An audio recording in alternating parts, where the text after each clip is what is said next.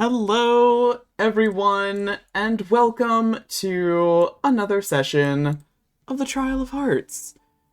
I'm ArestheHarpy, I am your DM, and I am joined here by my lovely friends and players. We're gonna start off, as always, with a round of introductions. So, Sif, why don't you go ahead and kick us off? Oh God, it's me.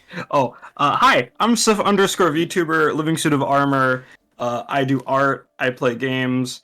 Currently we got Monster Hunter, we got art, we got more art. I run Curse of Strahd that you can see on my YouTube channel. I'm working in a new campaign setting when that goes on break.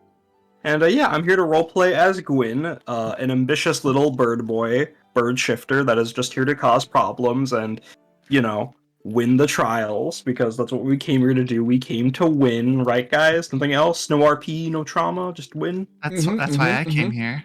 Yeah, that's right. Yeah. Thank you, Sif. Yes, definitely check out Curse of Strahd. I definitely have a very unbiased opinion about how great it is, but seriously, check it out.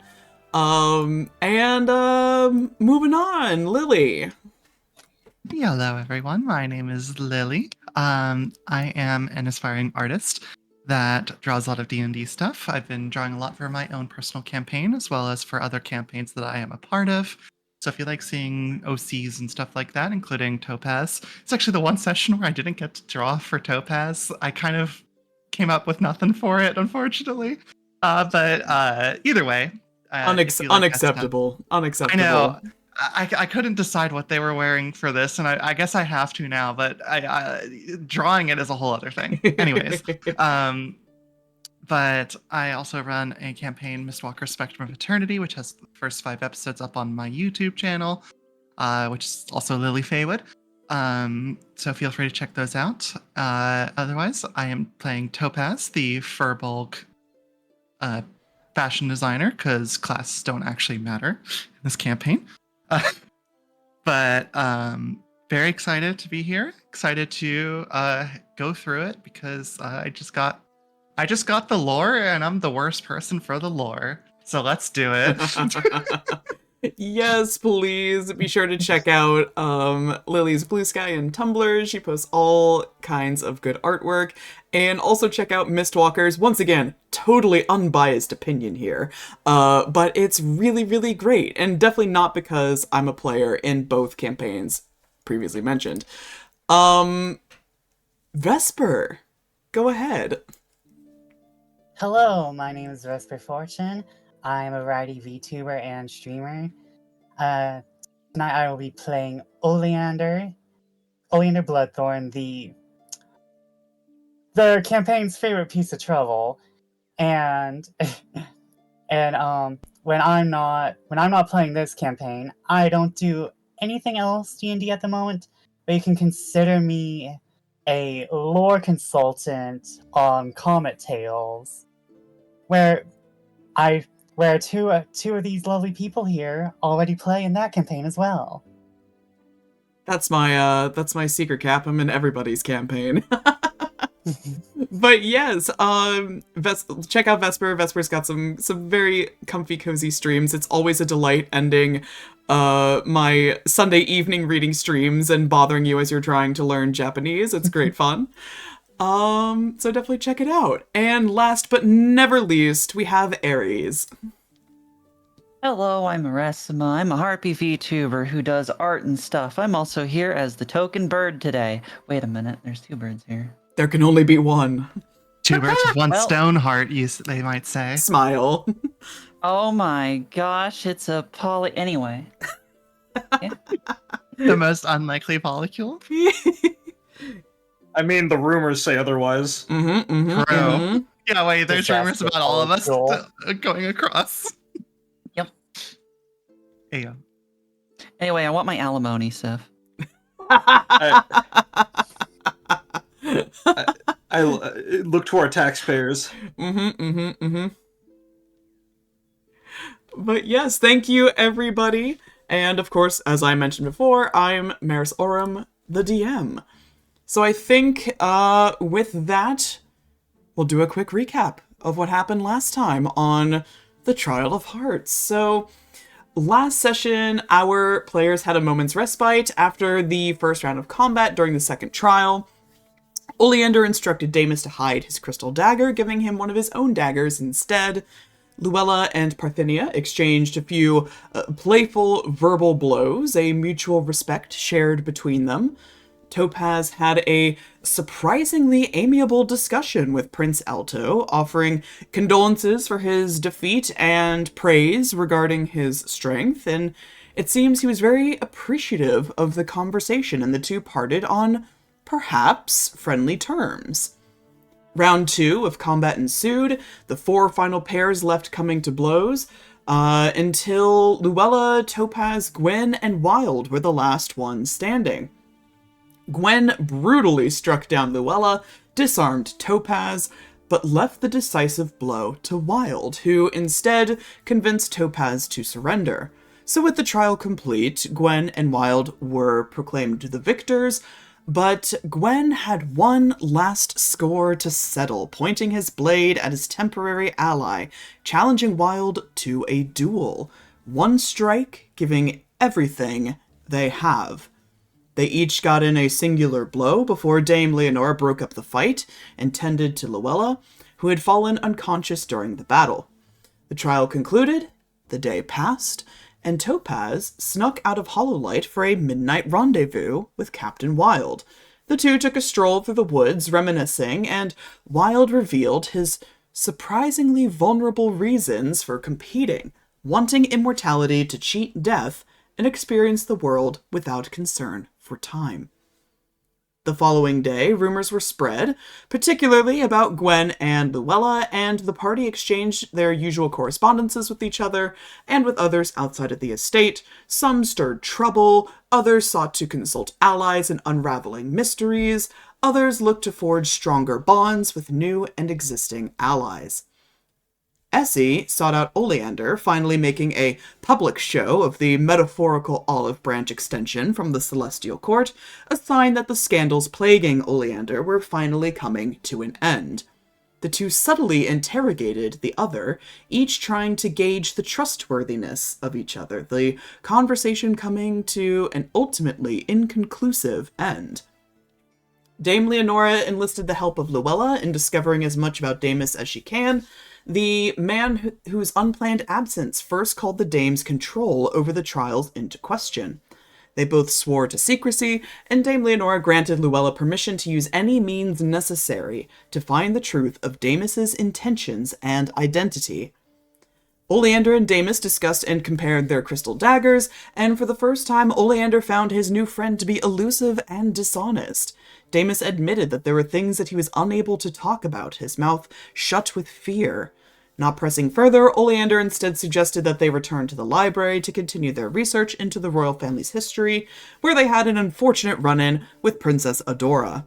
Hounded by recent rumors recirculating about her and her brother's legitimacy, she was enraged that Oleander should dare to attempt to dig up anything about her family.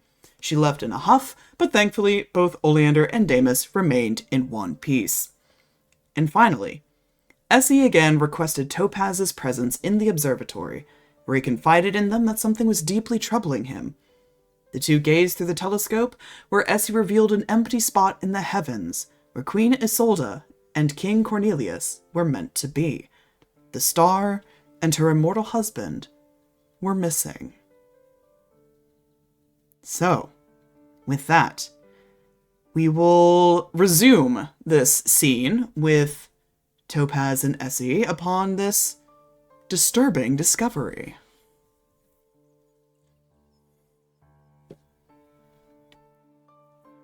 Has that ever happened before? I can't think of a time myself, but my history is a bit foggy in general.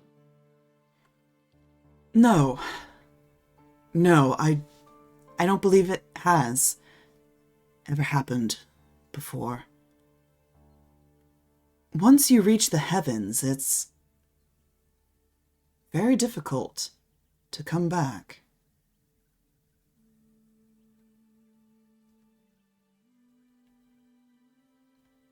I apologize if this is a personal question, but I guess in my attempt to try and understand this, one thought just popped into my head. How does one travel from the heavens to here, at the very least, let alone back? Hmm. Is there any clues that could be found in how you found your way to us? He gives a little bit of a coy smile and a I tilt of his apologize. head. I apologize if this is a bit too personal. I just you're putting my thinking cap on and I'm not very good at using it. So this is where my thought process went. Well, I left the heavens from unconventional means.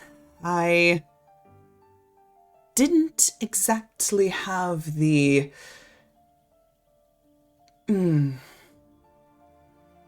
correct permissions for my descent. But typically what happens is some great force knocks you out of the heavens. Something unexpected, a strange satellite object that just wandered into the wrong path. Or, well,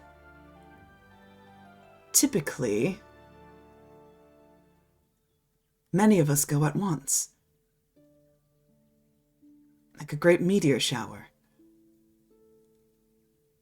I, however, was a little impatient.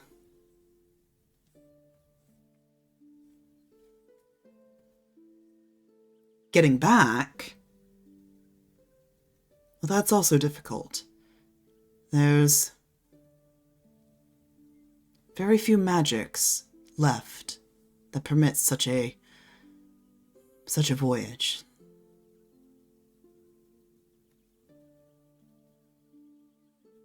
I see.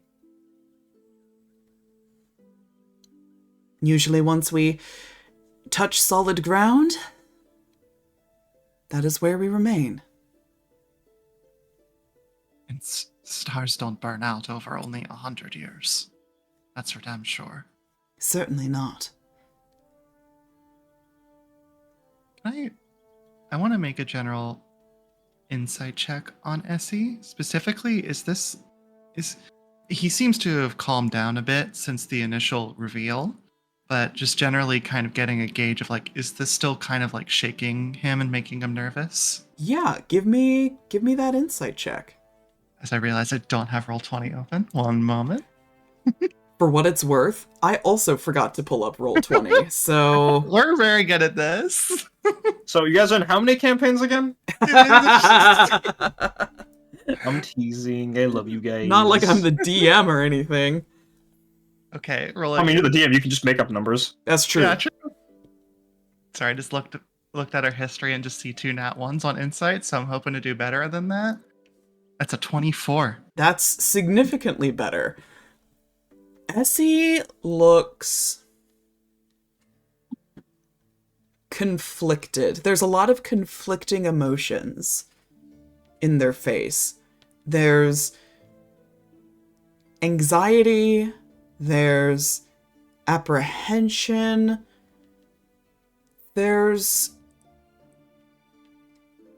a slight hint of perhaps a kind of excitement. Perhaps the excitement of finally having a confidant. Perhaps the excitement of finally taking steps to get the answers that he wants. But there is a bit of a twinkle in his eye.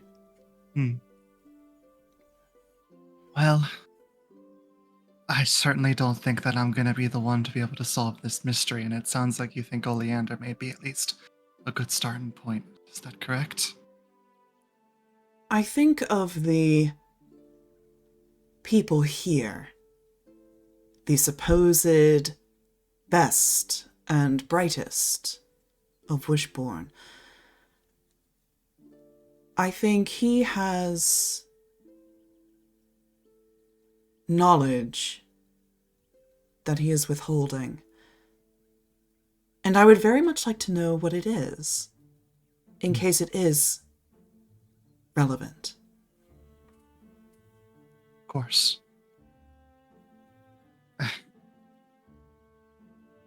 I don't like to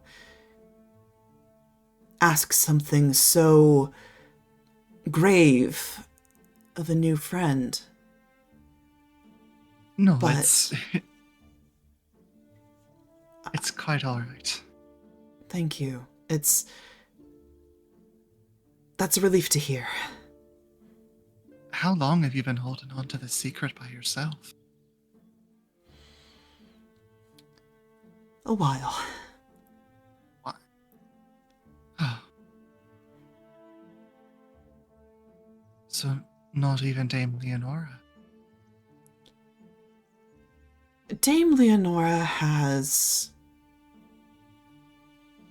many other things to think about, to worry about. And believe me, it's not that I distrust her at all, or even doubt her capabilities. But I think this is something I would like to see what I uncover before incorporating the overwhelming force that is the Celestial Court. Of course. Sometimes things can be more easily discovered if done quietly. It does seem to be his specialty at the very least. He's certainly very good at remaining quiet. Quiet yet somehow in the center of attention of this little event we find ourselves in. Yes. Well, I think if it's all right with you, I'll invite him to come up here. Tomorrow, of course. And first get a good read on him, try and see if I can get him to open up a little bit. And if he does, show him what you showed me. Does that sound like a good first step? I think so. Yes. Oh, good. I know I'm asking a lot of you, Topaz. So, thank you, truly. Frankly, considering that I feel like no one here's willing to open up about themselves and their long histories, it's a bit comforting in its well, lack of comfort that you can trust me with this. It means something. I feel like I've actually made a connection. That's more than I can say about anyone else here, other than Lapis and Wild. Wild. She immediately is like, "Oh shit." Yeah, yes. No. I promised to be open, so here we are. Wild's a long friend of the family, long-standing. For business, but he also showed me a lot of life beyond the wall and some of the books from beyond the wall. Stories, music, and everything. So he puts on the reputation of the bloodthirsty pirate, and I think a lot of it is true, but there's a softer side to him, and I'm quite fond of it. That's why he spared you. You know, you may be right. Both of the two of them, Gwyn and Wild, I was a bit surprised. I did want to fight back, but they didn't quite let me. Interesting. I must confess, of all the surprises that have come to light this night, that is one that I truly did not expect.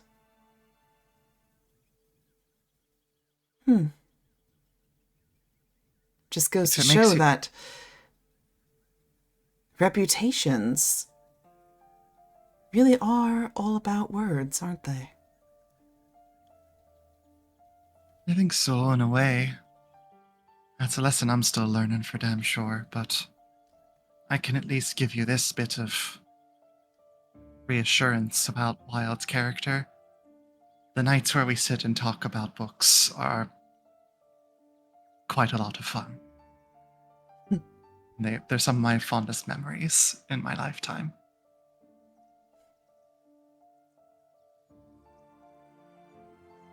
That sounds very much like you, Topaz. That's a good thing, I think. No, No,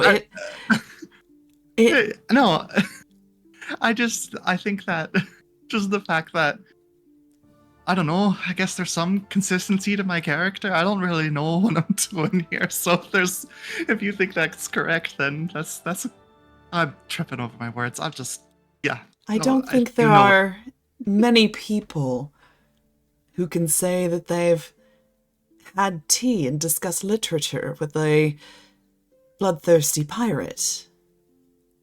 Don't tell anyone that, though. My lips are sealed.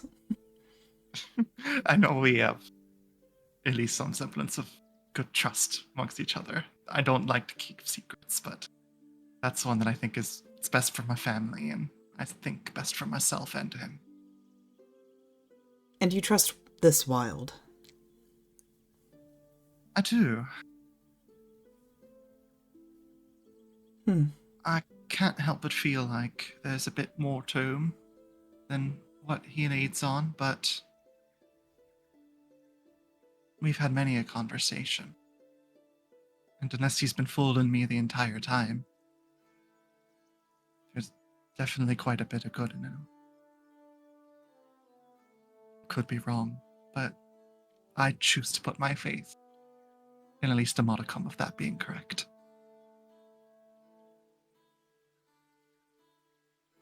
That being said, while I don't want to doubt your trust and your judgment, I would rather that anything that we discuss within this observatory, even though he is your friend, I would rather Wild not know about what I have told you. The fewer people that know, for the moment, the better. I understand. I wasn't planning on blabbing to anybody without your consent. I promise you that. Of course, I shudder to think what a pirate might do with the knowledge that kings and queens can go missing.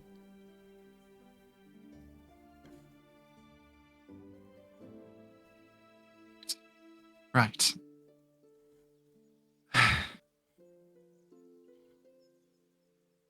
I'll do my best for you. Thank you. He'll reach out and take your hand and give it a squeeze.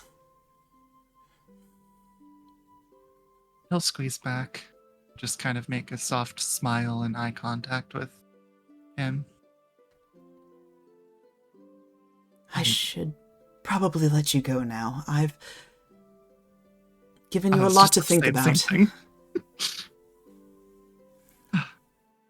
And I'm sure you need to get back yourself.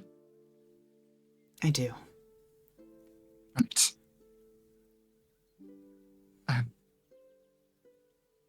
I don't. Here I go tripping over my words again.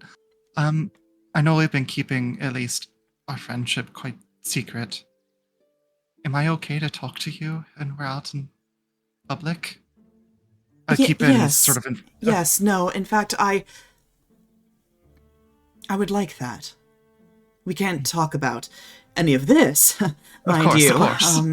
But I've been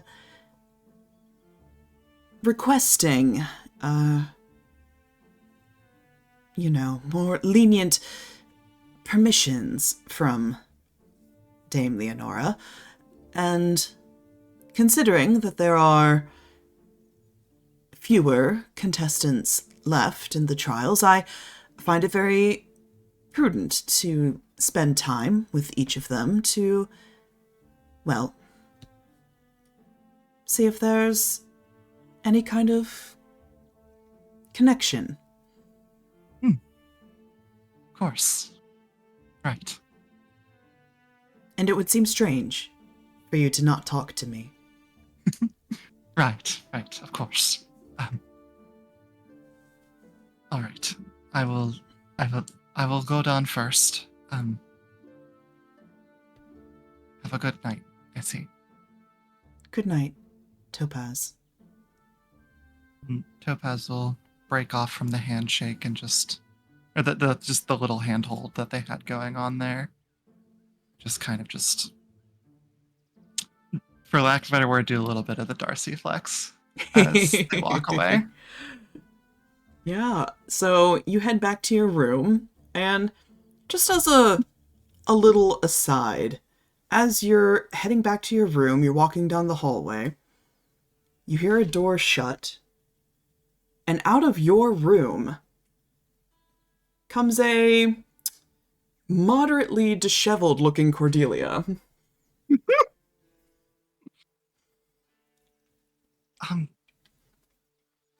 She quick looks at you, gives a little squeak of surprise, and quick bolts down the other side of the hallway. Here.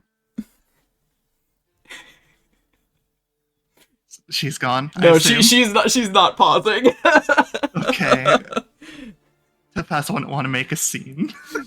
This is gonna be a whole ass rumor. Immediately goes and knocks on her own door. You don't hear anything.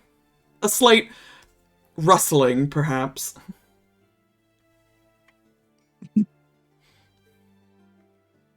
Topaz will, upon hearing nothing, assume that they are okay to enter, considering this is their own room. Yeah, you find in her bed, she's very much pulled the covers over. Lapis has pulled the covers over her, like completely over her head. She has a lump on the bed, and she is pretending very poorly to be asleep. I'd say you got over whatever was ailing you. Can't talk. I'm asleep. No, you're not. I'm sleeping.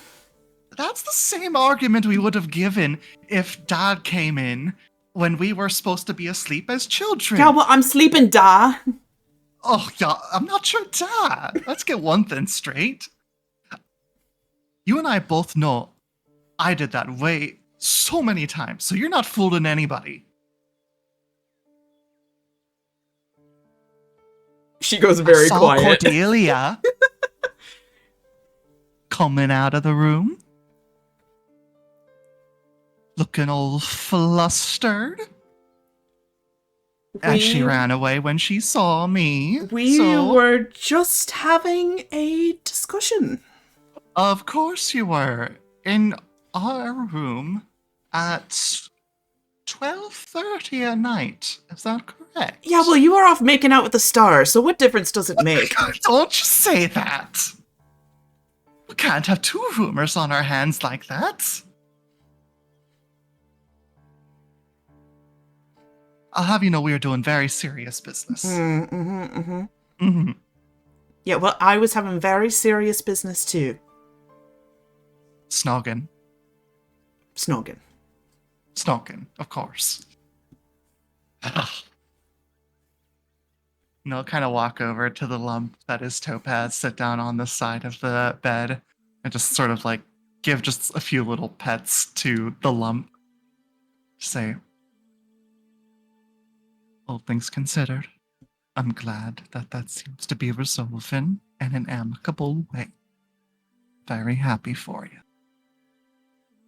She gives like a little groan, and the lump tightens a little bit inside itself as she draws the covers like even more into her. One can presume she is deeply flustered. You bagged one before I did. Of course To I use your did. word. Of course you did, of course.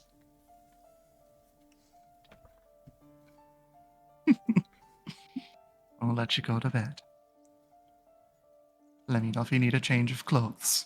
We didn't go to bed. Okay. Topaz just goes to her own bed and just kind of smiles before just getting comfy and just say, love you, sis. Yeah, love you too. Go to sleep. I'm already asleep. I don't know why you're talking to me. I fell asleep first. Oh, yeah, you did. I'm sure you did. You're very active after all. She's gonna ignore that. And the two of you eventually drift off to sleep. And with that, a new day begins. Unless there's any last minute things that anyone wants to do before this day wraps up. Alright, excellent. So moving on to our next day. We'll start with the reputation trackers. They have changed. Everyone got a boost. Everyone's reputation increased positively this time. Amazing. So, Gwen, starting with you. People are talking about you. There is absolutely no question about that. Some people would argue that rumors are based in envy, and people are certainly envious of your decided victory in the second trial. There's no such thing as bad publicity, right? And surely every rumor can't be true. So, people are watching you very closely with a kind of hushed awe, waiting to see what you'll do next in response to all the gossip. So your tracker is maxed out on the positive side. You hit that +3. So with that, you are able to pick a positive reputation tag.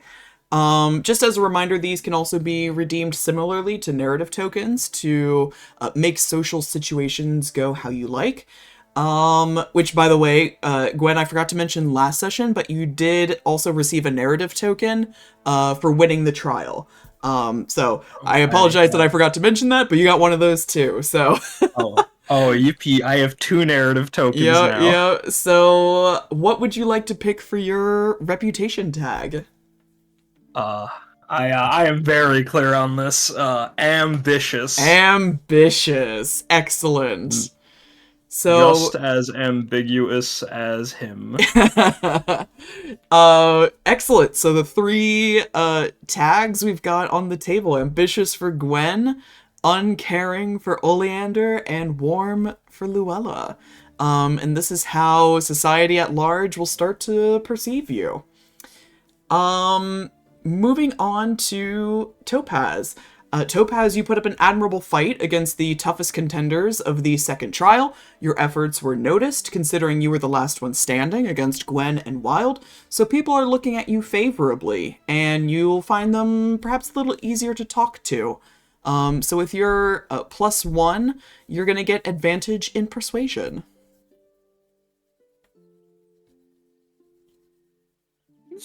Yippee! Oleander, spectators were surprised at your showing at the second trial and are starting to consider you as a formidable opponent. You were also seen privately chatting with Essie, and as the rumors of your affiliation with witches fades, your reputation therefore rises. So you are also at +1, and I'm also going to grant you advantage in persuasion. Oh, thank you. You're welcome. And Luella. Though there are some harmful rumors circulating about you, this combined with your, shall we say, unfortunate tumble during the second trial, there seems to be kind of an air of pity about you. People are recognizing your talents and your ferocity during the trial, and they're kind of wondering how could someone like you possibly fall from grace. So for your +1 boon, you are going to get an advantage on insight as you are trying to get a read on those that might consider themselves your friends or your enemies.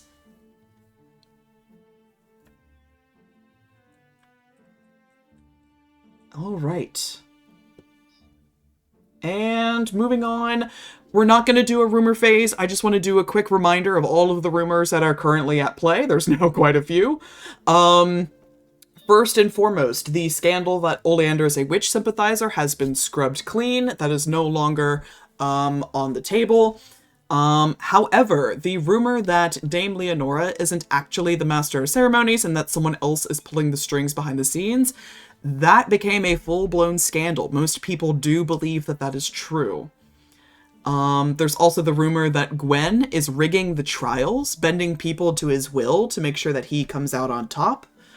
There's a separate rumor about Gwyn, that by demonstrating his ability to humiliate his competition, people are questioning that honorable persona that he puts on for himself. And then, regarding the princelings, people are once again questioning Alto and Adora's lineage. They are debating if they even have a claim to the throne at all. And then there's Luella. There's that rumor that Luella has illegitimate children that were born out of wedlock, and she keeps them hidden from society in a countryside estate. Some people also speculate that Gwyn sired at least one of them during his rise to power. And then we have a couple of fading rumors. People might still be talking about them, but they're not really at the forefront of people's minds. And those include the rumor that Topaz is not really a Stoneheart. There's also the one that Parthenia attempted to rig the first trial by poisoning Oleander. And then there's the one regarding Topaz and Gwyn and their very friendly, perhaps romantic relationship. Any questions, my players, regarding the rumors or your reputations? No. All good. No. Excellent. Excellent. Let us then move on to our epistolary phase. This is our opportunity to write letters to each other, to anyone here at Hollowlight or off-site. As ever, I'm going to ask if anyone would like to volunteer to go first. I volunteer. I have depression to give. Yay! Okay, so I'm going to go a little bit back before the epistolary phase, just for a little RP. As Oleander is writing his journal that recounts the previous day, when he's going through what Essie said to him, the entire conversation, he kind of has this eureka moment, though it's eureka in a bad way. He particularly notes when Essie said, "If you want to carve out my heart, I believe you all have done so," remark. And Oleander kind of stares at the remark on the page. He's just kind of having like one of those oh shit moments. And then he kind of like goes, "I'm so incredibly stupid." He already knows. And he rubs at the base of his antlers, staring at his journal for a little bit before sighing and continuing. And now that we're writing letters, as he's writing the daily report to his father, he normally writes in his appraiser handwriting. That's how it's normally been with all his reports. Mm-hmm.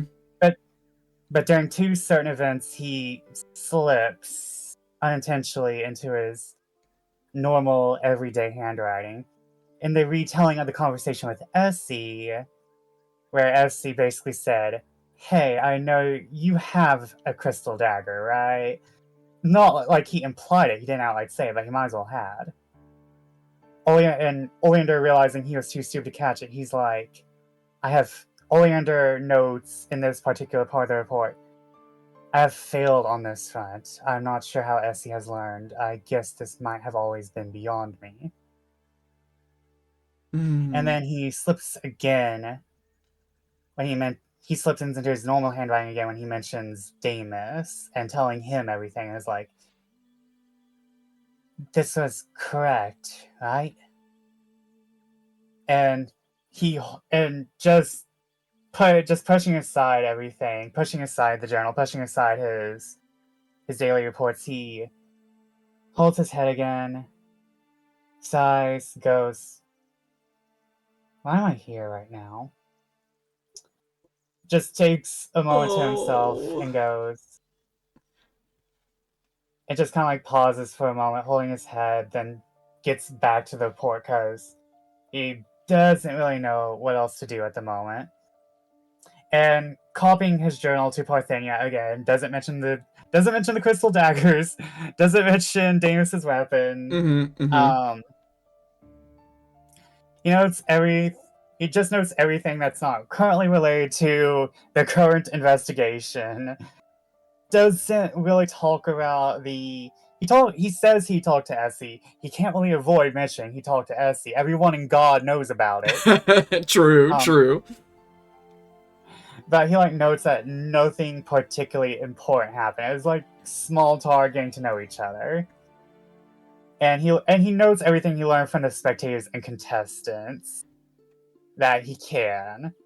Like he knows it's safe to mention this and this, because nothing really important related to the daggers directly are mentioned.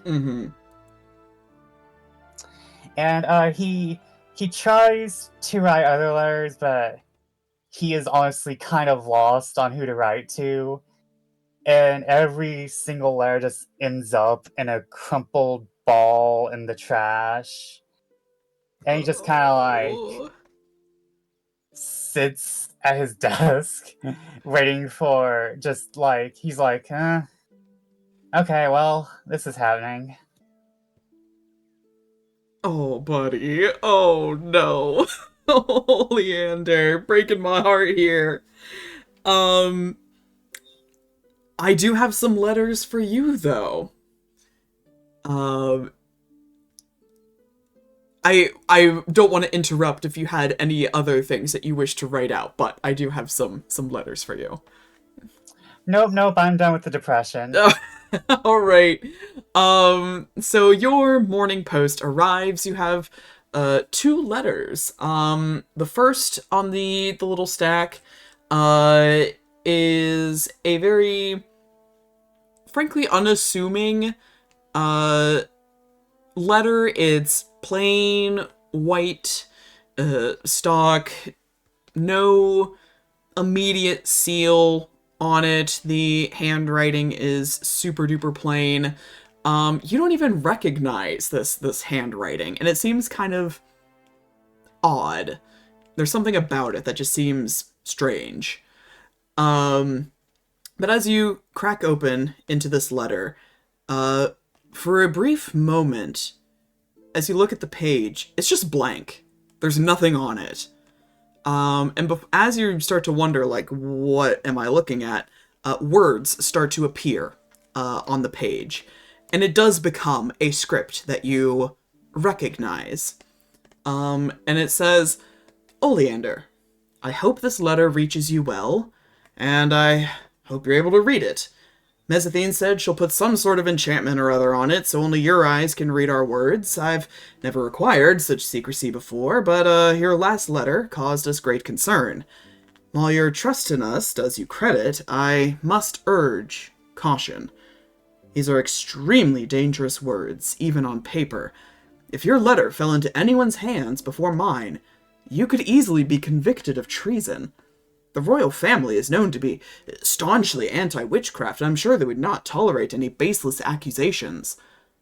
I would never seek to discredit you, but could your findings be some kind of fluke? A fake, perhaps? Blast, I know you're smart enough to have faith in your work. You're a bright lad, and I don't want to see you hurt. We'll keep this secret, for now. But I would suggest no further correspondence until you find something truly damning. Frequent letters can gather attention, and this is something I'd rather not leave our inner circle. I beg you, please be careful. Gads. And then there's a little P.S. at the bottom. P.S. Here is Mezzethine entering now. I will send her note with mine. And there's a separate page. And there's a short, it's not even like a full page. It's like half of, like a page kind of torn in half. Like she had sort of haphazardly scribbled this down for you. And it says, when I told you several days ago to enjoy yourself, this is not what I meant, Oleander. It seems you still struggle to follow the instructions of your elders. Let's say the dagger is genuine. 150 years old, you say? That doesn't mean that anything sinister is happening within the royal family now. You were never a politician, a courtier, or even a trusted confidant within the capital. Your place is in the past. Tread carefully and think about what you're doing. There are some things that even I can't protect you from. Mezzethine.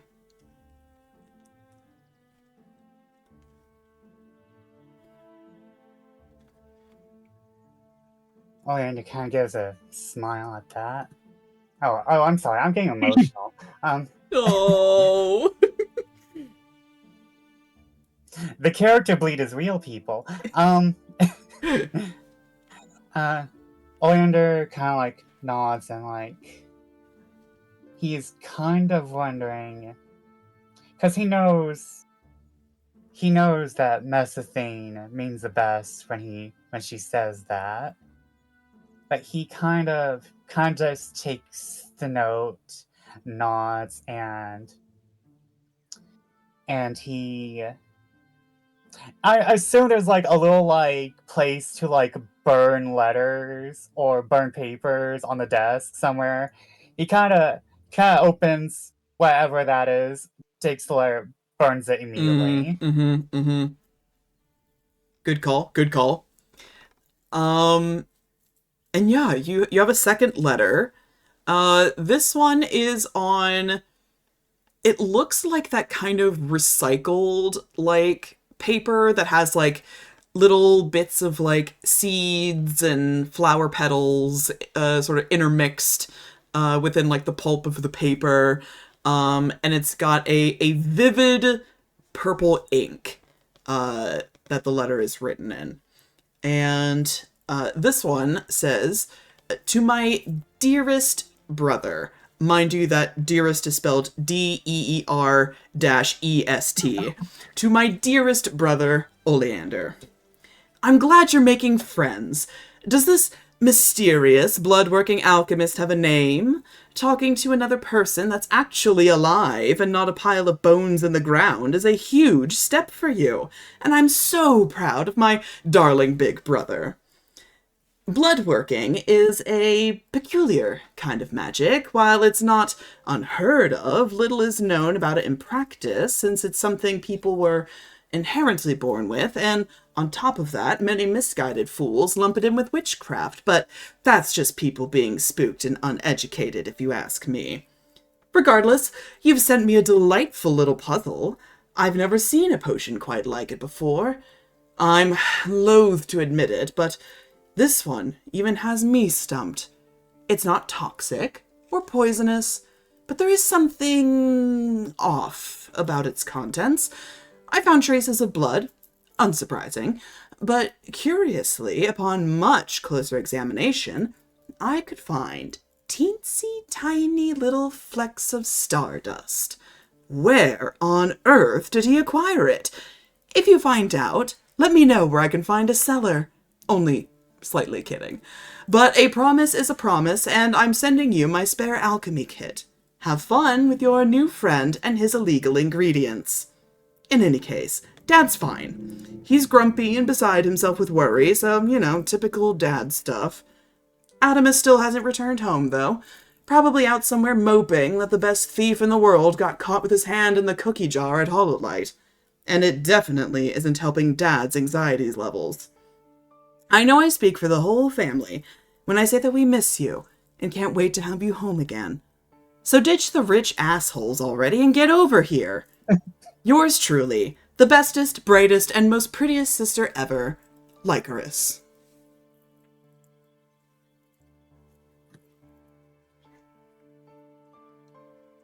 Oh, God. Oleander smiles at that, and he's kind of like re-leveled, because Lycaris he is usually the responsible one, but the fact that she's taking care of him right now really just kind of levels him out a little.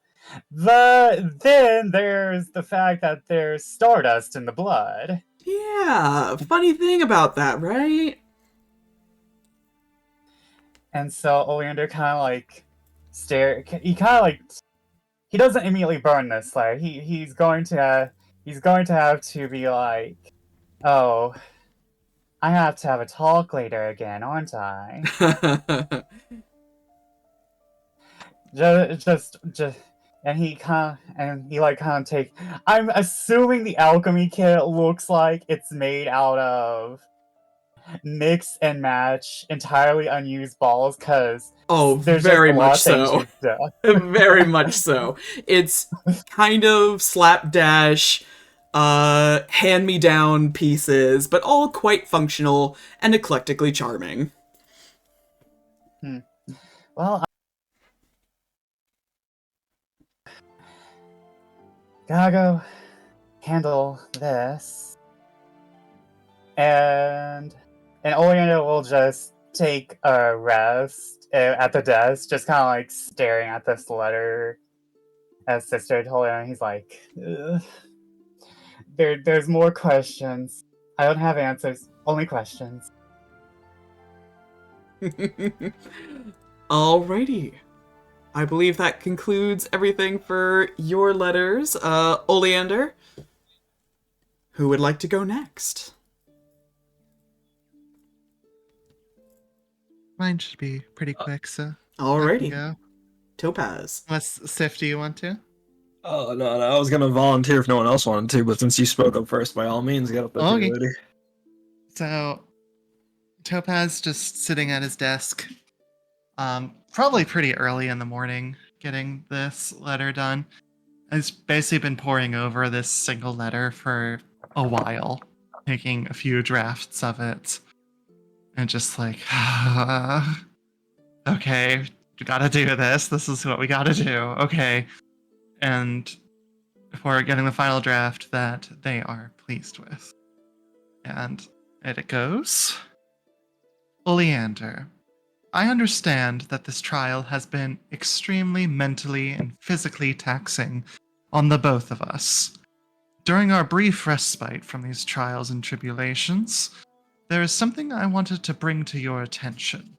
I have recently stumbled upon something that I would very much like your opinion on, as the much more like silly, or not silly, much more like grandiose writing, the premier historically affluent person at these events. As I would like some manner of secrecy, please come to the observatory after the lunch hour. No one will disturb us there.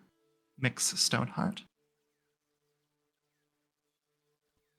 Alright. Oleander, you receive this letter.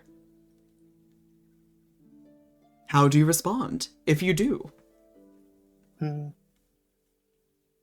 Oleander will take a look at it, and he's kind of like, he's not really suspicious of it, because the least suspicious person on this estate is probably Topaz, by all means. True.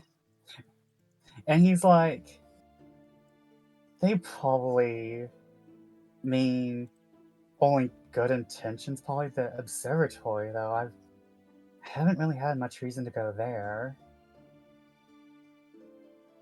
And he'll like roll up the letter, get onto his own pen and paper, and he like writes down, I'll be more than happy to accompany you to the observatory.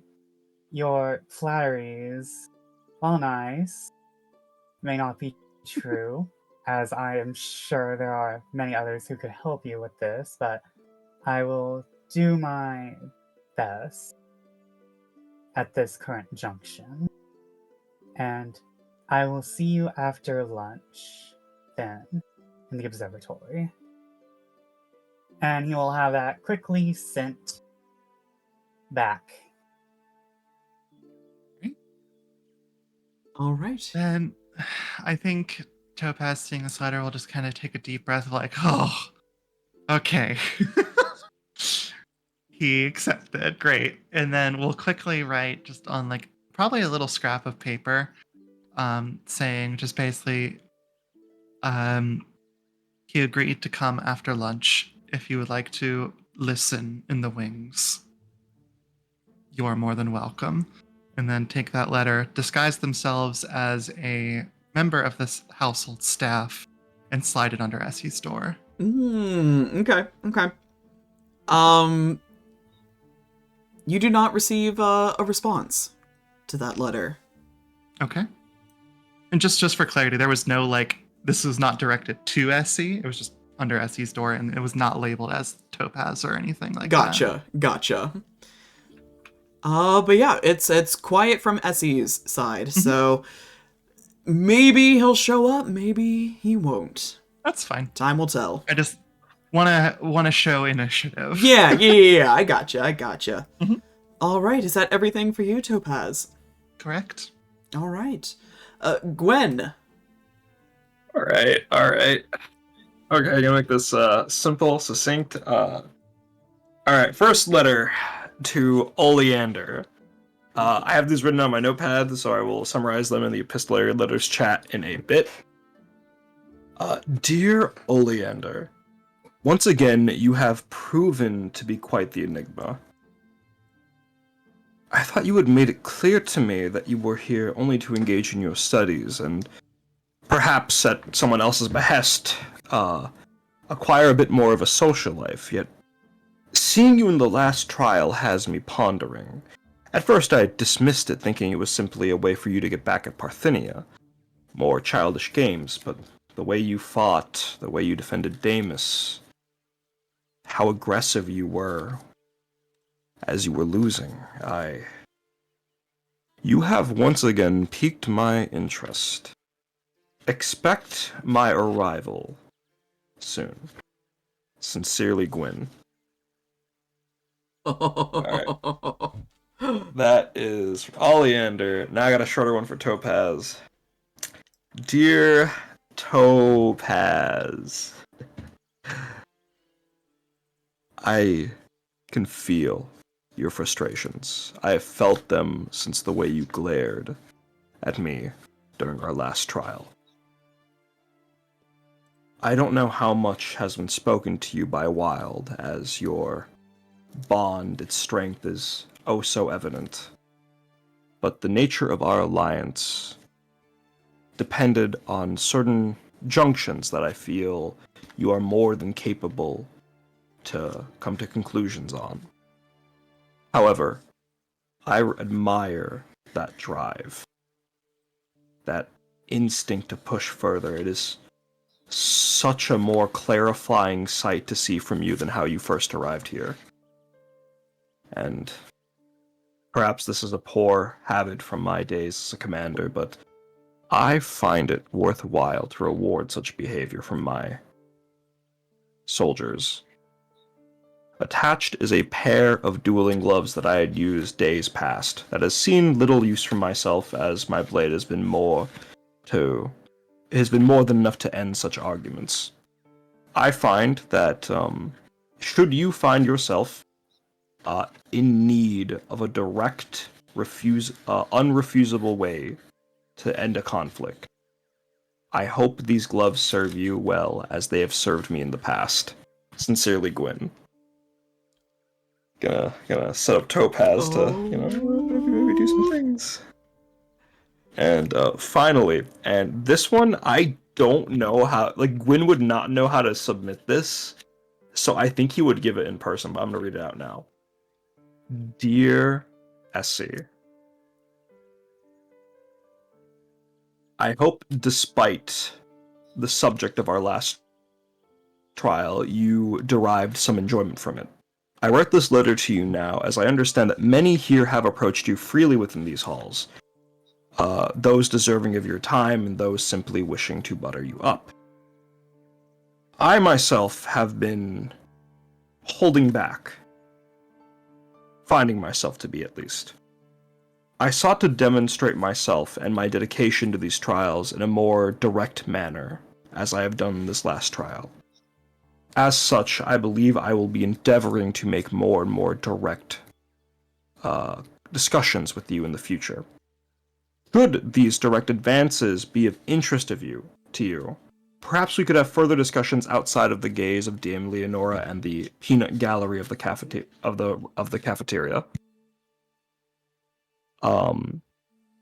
Looking forward to your response, Gwyn, and I'm going to attach a feather to it. Excellent. All right. Are you dropping this off at Essie's door?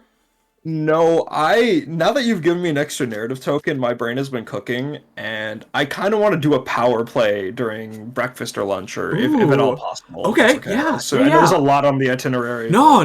We'll hold off on that. Alright, cool. I'll let me make a note of that so I don't forget. You're good. Delivering the letter. Any letters from EDM or not today, sir. Hell yeah, you're off the hook.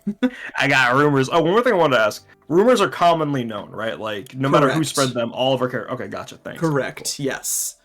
All right. Luella, do you have any letters to write? Luella just has the one today, which I forgot to export as an image. 2 seconds. 2 seconds. I love that you go the extra mile to, like, make these beautiful images of your in-character writing. It's just delightful. I feel like Luella, given her job and such, a lot of her personality comes out in how she does letters. Just a short letter to Essie. Oh, shining star, Essie. I request, should you and the dame find it agreeable, a meeting today. Think of it as a sort of casual meeting, time to more freely speak our minds and learn of each other. Luella Stalwix. Excellent. That's all. Yeah, you receive a pretty prompt response from Essie, just on a little note card, and it says something to the effect of, Miss Stalwix, I would be glad to accept your invitation. Perhaps we could meet over tea in the gardens. A response from Luella with a much more flowery language saying that would be lovely. Excellent. All right. I was afraid Luella was about to get the dreaded K. The thumbs up emoji. the thumbs up emoji. No, he seems quite receptive to your idea of hanging out. Hooray. Yeah, and that's your only letter? That is the only letter I am sending. Cool. Yes. I have a couple for you. Yay. The first, very familiar. It is the typical plain cardstock with the pink wax seal. You know it's from Lavinia. It says, Dear Miss Stalwix, thank you kindly for your last letter. My charges have been beside themselves with anticipation, clamoring for news from Hollowlight, and I'm afraid my own made-up stories just don't do justice for their active imaginations. I must confess, though, they are rife with disappointment, and are quite adamant that you did not falter in the second trial, and though I have tried to explain to them that no one, not even you, can be successful in every endeavor, they are quite certain that you were the victor after all.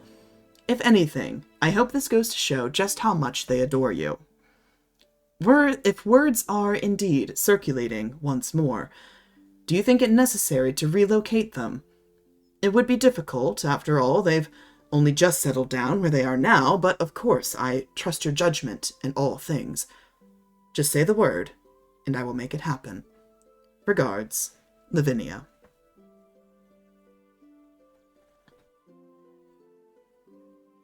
Luella's not going to reply to that one right away. That's all right. It requires thinking. You can ponder on that one. You have another one. This is on also familiar paper. It's that dark blue paper, the seal of the Celestial Court, and the silver ink writing. It says, Lady Luella Stalwix, I have been reflecting on the task that I have assigned you, and frankly, the second trial as a whole, replaying past events in my mind. I've recalled something that may be of interest to you as you gather information from and about my unexpected contestant. Near the conclusion of the trial, I witnessed him healing his ally via spellcasting. This is by no means unusual in itself, but such methods should be impossible for bloodworkers. Theirs is a primitive magic, and so rarely can be utilized to any positive impact outside of the user itself. It may be nothing at all, but perhaps this piece of information could be of some use to you. Best of luck, Dame Leonora.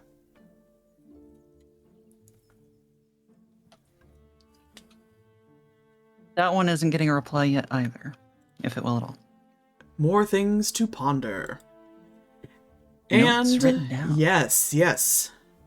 And everybody in your bedrooms, similar to how your initial invitations appeared, similar to how the announcement of the second trial appeared, each of you receives a blue glittering scroll that just seems to sort of conveniently manifest wherever you're sitting, whether it be, as you're reading your letters in bed, in your armchair, at your vanity, wherever you are, this letter appears before you. And you open up the scroll and it says, Esteemed competitors, congratulations on the completion of the second trial. Though only 2 could be considered winners, all of you should be remarkably proud of your strength and fighting spirit. As a reward for your efforts, I invite each of you to enjoy the day at my private bathhouse beneath Hollowlight. The entrance is accessible via the lift by the greenhouse. The staff know to expect you. Rest, recuperate, and find yourself ready for whatever the next and third trial may entail. Dame Leonora.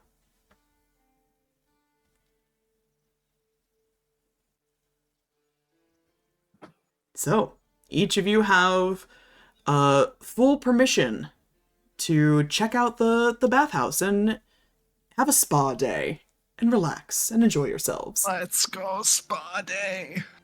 Mm-hmm. Hot Springs episode. Hot Springs episode. Let's go. But yes, with that, I think we will end our epistolary phase and we will continue with the day's activities, starting with breakfast. Which, Gwen, I believe you wanted to make a certain power play happen. I give the floor to you. They said BRB like Oh no! a bit ago, so I think they might still be away. All right, that's fine. I'll Yes, take Oleander, the floor. go for Sure, it. go ahead. So I wanted to do a crafting thing. I'm not Mhm. sure if I need a roll for it, but Oleander is going to spend the morning. Wait, did I not write this down? Oh no. Oh well. I can handle it. So Oleander is going to spend the part of the morning sewing in a false bottom to one of his bags. He do multiple bags, but he knows he probably doesn't have the time for that, especially since he has the thing with Damus in a bit, has a thing with Topaz, and Gwyn promised to attack him at some point, so I'm swamped. Yeah, So- I would say, make it we'll call it a sleight of hand check, as you're trying to make this like a convincing hidden compartment in your bag. come on, baby, I have a +7. Yeah. Okay. That's a 25.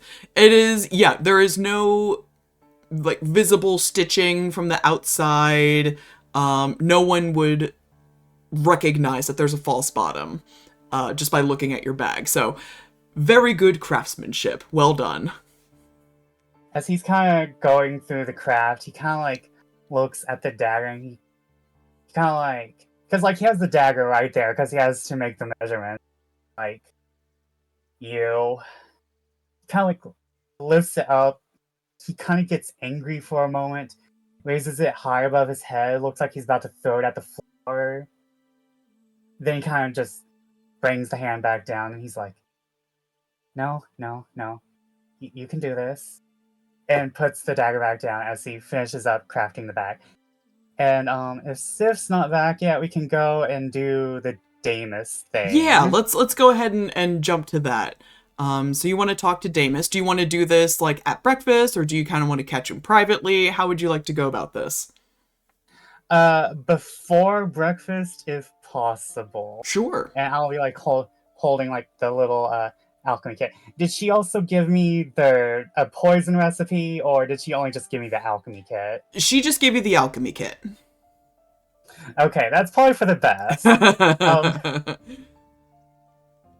So I take this pretty little, probably purple and probably really herbal smelling alchemy kit over to Damus's room, and I knock gently upon his door. Yeah, he'll open the door and see that it's you, give you a smile, just, oh, good morning.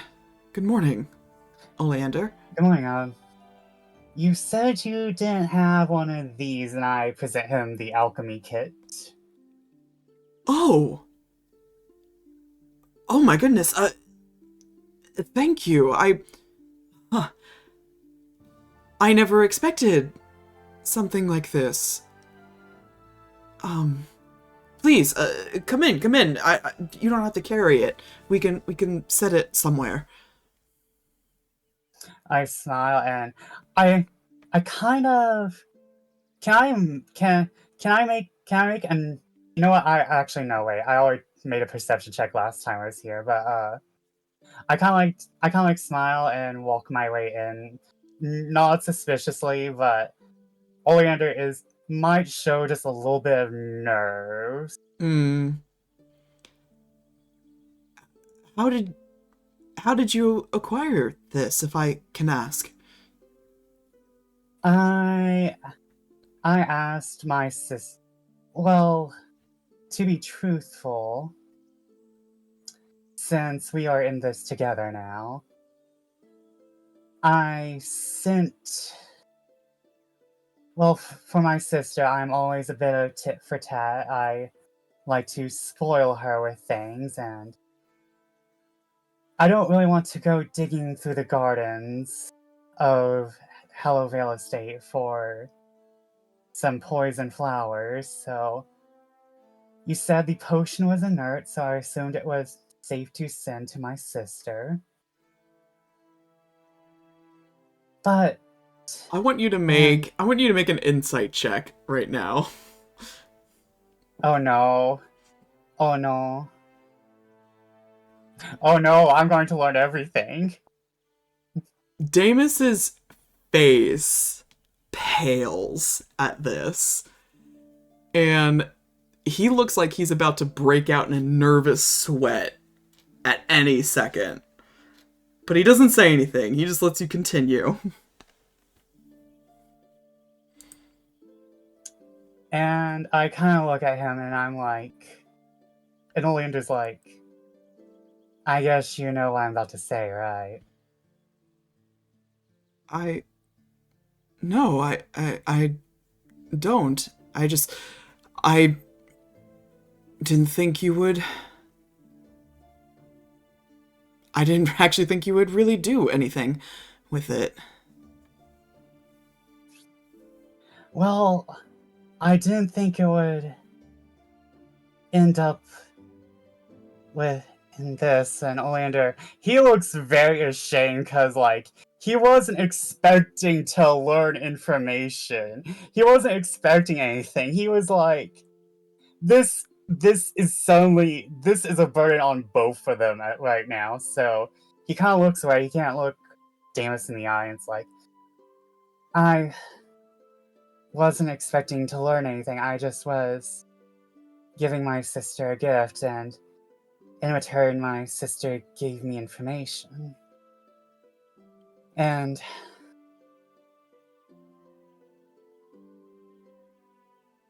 there's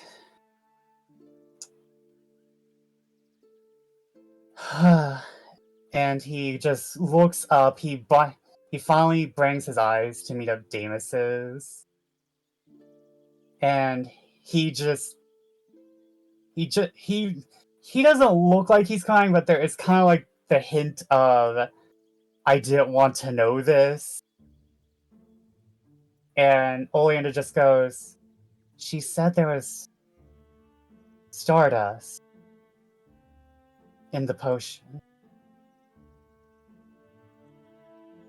Oh. I see.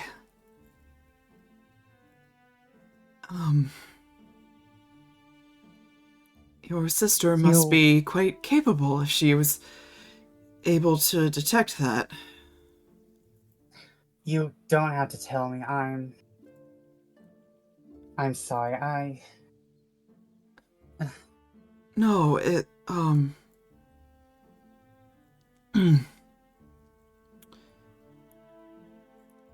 it's not what you think it is. I can assure you. Nothing.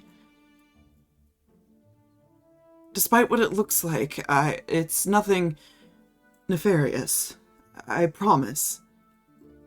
I would never assume the nefarious of you. I just feel like a horrible person because you didn't want me to know this. I assume this is related to what you didn't want to tell me yesterday, so I don't wish to dig into it further until you're ready. And he just kind of stands there, like, awkwardly, like, trying to shrink into himself as much as he can. Oleander, I really do hate to see you like this. I don't want you... I don't want you sad because of me. It's fine. I'm just having a rough time with this mystery. It's not you, it's this place. I understand that entirely. I was scared to come here. I didn't know what I would find, and now that I've been here a while, it's... Oh, everything's so much more complicated than I thought.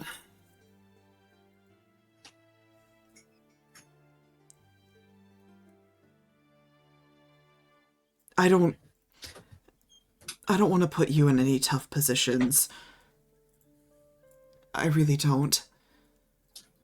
And I know you wouldn't want to do that to me either. You're a good person, Oleander. I really do think that. don't care what anybody else says. I know that the rumors circulating and people think you're uncaring, but I think that's just because they don't want to see you. And I'm glad that I did. That's very kind, but I don't think anyone put you in a position. I don't think you put me in a position harder than I put myself in this position, or I put you in a position.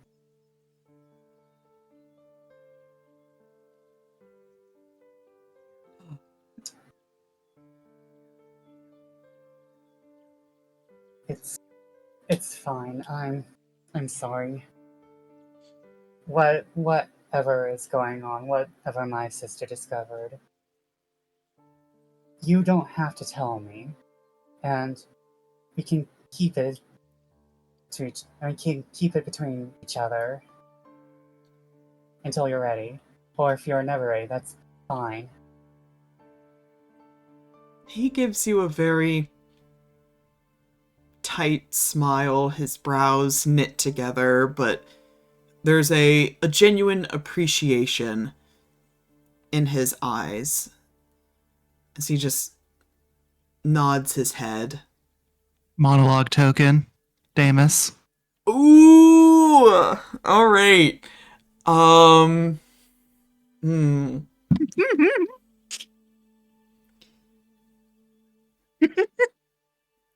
I really want to tell him.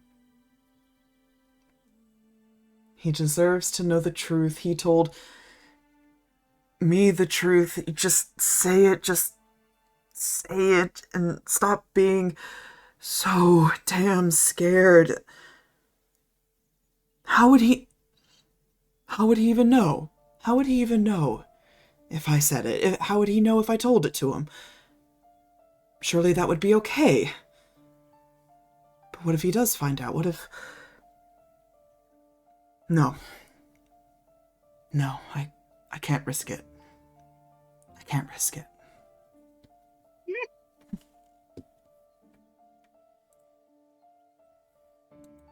There's your monologue. The player is so pleased. Oh, so delicious. Excellent, Delicious. excellent use of a monologue token. But unless there's anything else you wish to say to Damus at this point, he is going to offer, to let you stick around as he sets up the alchemy kit, trying to reestablish a sense of normalcy between the two of you. And then I guess you could head on over to breakfast. Yeah, I'll help him set the alchemy kit. I know how to do this. All right. We're gonna move on down to breakfast time, which, Sif, if you're back, I know you wanted to make a move. Yeah. Yeah. I want to make a move. I want to cause some problems. Excellent. What are we doing? As I go to what's the proper term for this eating area? By the way, because I felt kind of weird calling it the cafeteria. Yeah, that's a great dining hall, I guess. It's a very large, spacious room, but as I've kind of mentioned before, there's no like long tables with like assigned seating. It's like lots of little tables to encourage mingling. The ballroom, perhaps? There are no balls in here. Dining Have you room? been... Oh, I didn't know that you were a eunuch. I'm sorry. I mean, those balls, goddamn. Alright. Is there anyone at Essie's table? Actually, yeah, you see lingering by Essie's table are the princelings. Each on either side of Essie, and they're chit-chatting, at first glance, everything looks very cordial.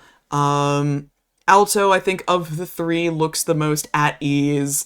He's just sort of chattering away. Essie sort of laughs at something that he says. Adora, in typical Adora fashion, looks like, kind of deadpan, but she is listening to the both of them talk. Okay, alright. No one's used a narrative token, like, for something long-winded yet, right? Correct. No one's used, a narrative token has been used to sort of amplify their actions. I believe Luella used one to stealthily say something to Essie at one point, if memory serves me correct. But All yeah, right. narrative tokens are used to manipulate social situations to your will, for good or bad. Alright, cool, sick. Sorry if I slipped my words on this, I'm a little shaken. No, you're good. Gwyn is going to approach the table while the twins are mid-conversation, just flat out ignoring whatever's going on. And I would like to spend my narrative token to set up a scene where the noble, like with all the rumors of him cheating, of him manipulating, of him doing whatever it takes to win, especially with the ambitious tag and everybody wanting to look at him, I want there to be nobles, like, not doing the coughing out insults thing, but like they're not whispering. They're not being careful about it at this point because there's so many of them talking about it that Gwyn's ears perk up hearing that rumor stating that he's a cheater, he doesn't belong up there, he's like without any true right, much like the princelings, he's approaching Essie. At which point I want Gwyn to turn, and much like he's done before with granting monologues in front of like everyone, he's going to do so again. No token required. Excellent. Cheating. Abusing the system. Doing whatever it takes to win. You all think such acts are beneath these halls? Look at me. Look at my scars. The weathering in my feathers. The dents in my armor and blade. If you think the kingdom of Wishborn achieved its peace through honor and nobility, you are sorely mistaken and inexperienced in the world and the realm outside of your pearly walls.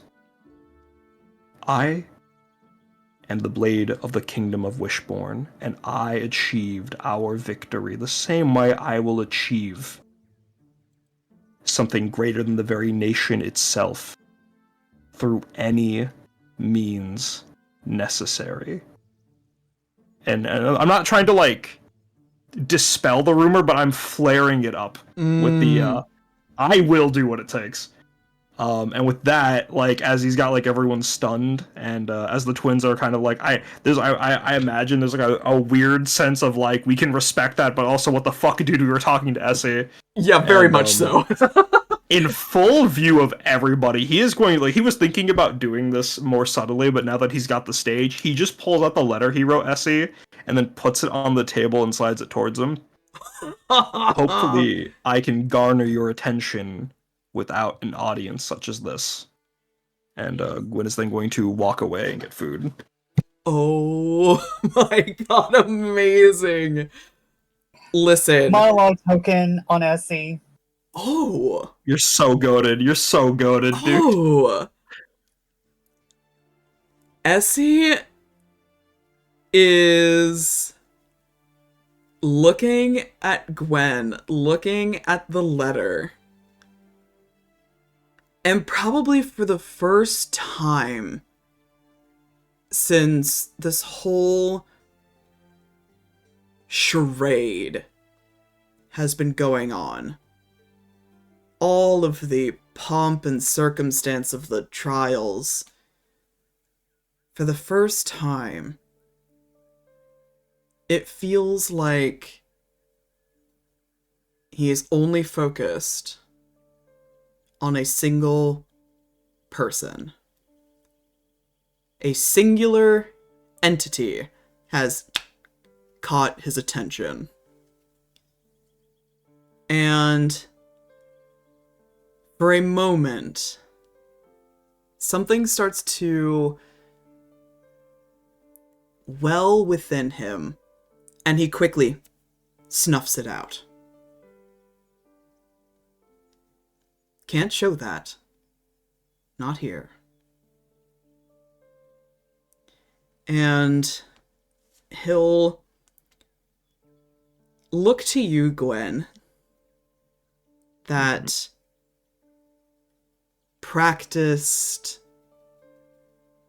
picturesque, polite smile. Doesn't say anything, but takes that letter, doesn't open it, not with two others at his shoulders, but tucks it right in the front of his dress. Okay. All right. Hey, DM, do I still have advantage on insight checks? You have... no, you do not, unfortunately, because you got your reputation tag.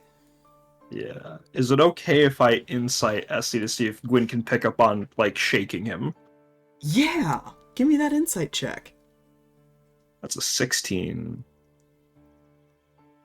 Shake is not necessarily the correct word. You definitely see the mask crack a little. A flicker of interest, intrigue, curiosity. And definitely a particular glint in his eyes that one might say is not necessarily polite. Okay. All right. That was a good narrative token. Thank you for letting me farm aura. All right. Thank you. That was excellent. All right. Is there anything else anyone would like to do at breakfast? Actually, now that I think about it, Gwyn, as you are looking about the room, just in response to your little performance there. Oh, okay. I'll make a note of this, but I just want to say, for anyone that would care to notice, Wild is eating this up.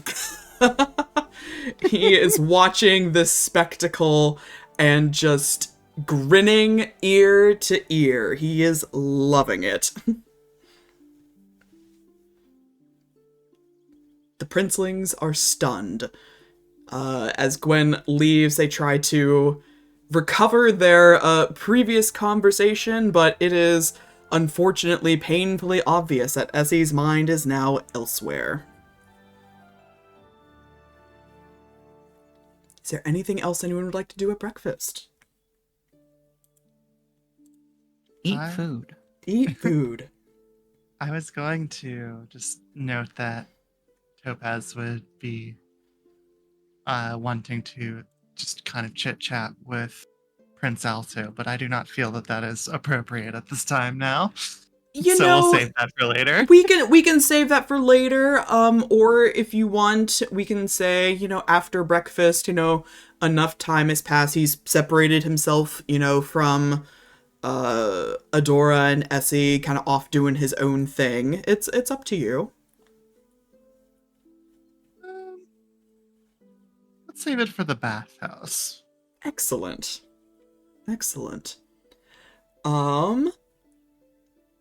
Okay. Anything else before we move on? Very good. So I believe Sif is still BRB right now, which is okay. I was gonna have him go next, but we can move on over to the next thing, and come back to it. Not a problem. Next on the itinerary is Luella and Essie hanging out. So breakfast passes, the morning passes. People are definitely in a more relaxed mood today. And just kind of enjoying themselves, just kind of hanging out. No one knows what the next trial is. Some people are anxious about it, but most are like, yeah, whatever happens, happens. So very chill day. Essie, as promised, has set up a outdoor sort of tea table for you out in the gardens. It's a ways from the estate proper, sort of closer to like the hedge walls and the topiaries, giving you sort of the illusion of privacy despite being in an open space. But there's a nice little circular table, there's some tea, and a couple of like light pastries, because it's not too far after breakfast, so nothing too heavy. But he sits there, waiting for you, and having his cup of tea.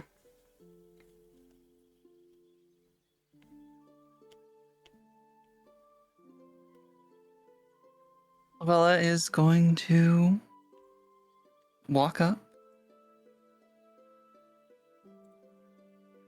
make the standard motion of "May I take a seat?" He'll stand up and give a polite curtsy. Just, yes, Miss Stalwix, please. Please, have a seat. He'll As sit she's back down. sitting, I find it strange that you're being so formal to me. Luella, then. I didn't want to make any presumptions.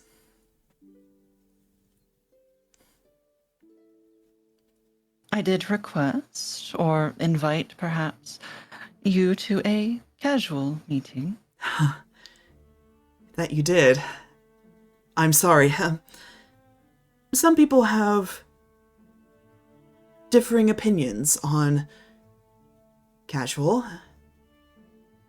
and I'm afraid manners have been rather ingrained. It's difficult to unlearn. Of course.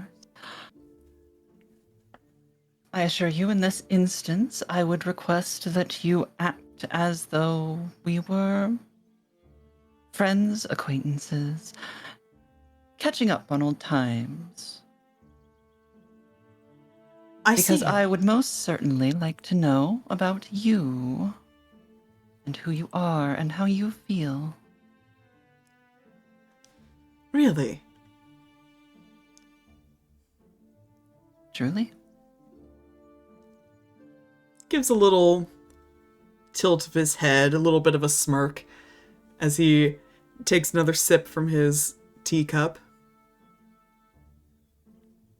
What if you find me terribly disappointing? For you to be disappointing would mean that I have already formed an opinion on you, that I have expectations of you. And don't you? Certainly everybody else does. I find it best to forego expectation until you get to know somebody. Ideally through conversation, but perhaps through other means in some instance. But in this case, she makes a vague gesture. I would prefer to do the former. Prudent. Well, Luella, I can only assume you have questions, then. Of course. And, of course, as this is a conversation, any questions in the other direction, please ask freely. Though if I may begin. By all means. I would like to know What are your current thoughts on this event? The people in it and the goings-on?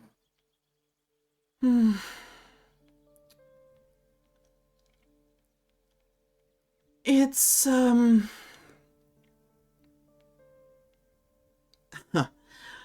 was about to ask if I could be frank with you, but I think frank is what you would prefer at this moment. Don't get me wrong, I thoroughly enjoy being the center of attention, but I don't think...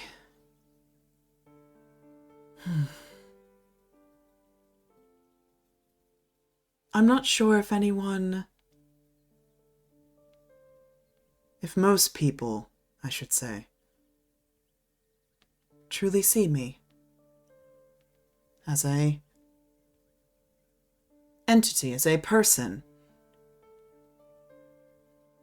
I understand that my heart, and by extension myself, is a prize to be won, but I would deeply appreciate it if people would stop talking out of their ass. At least around me. Takes another sip of his tea.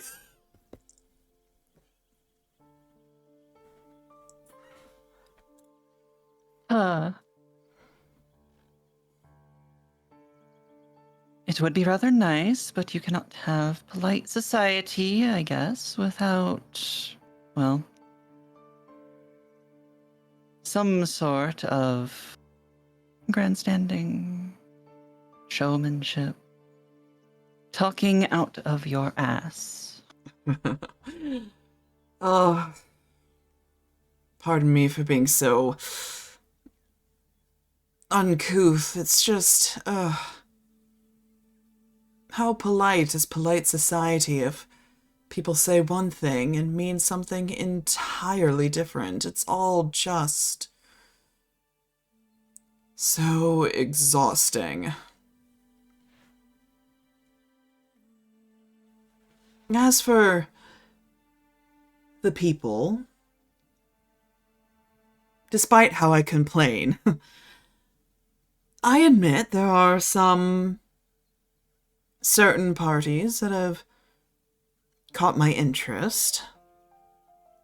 It's a little early to think too much of it at this time. I must say you are included in those numbers, Luella. I feel honored, though I am curious as to what about me has caught your attention. You amuse me. You talk very fine, very prettily. But underneath that stony visage you like to put on, I can't help but wonder if you're perhaps as soft as your feathered exterior.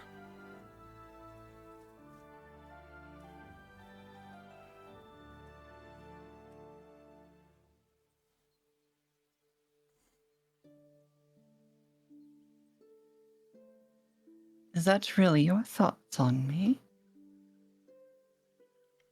I think you're very good at what you Strange. do. I think you know how to play the game. And people who know how to play the game have something to protect.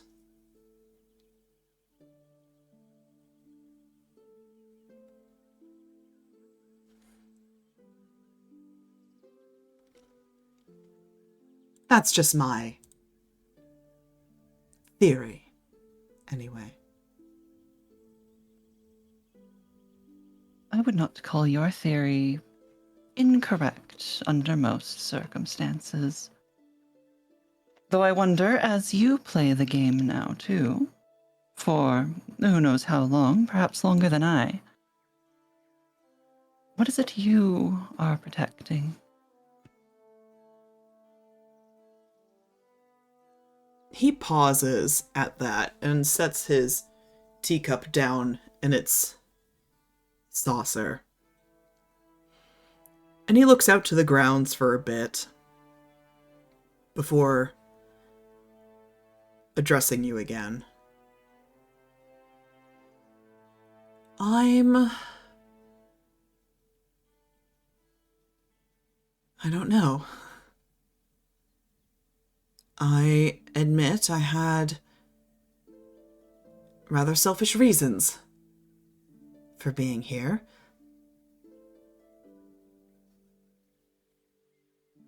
Don't we all?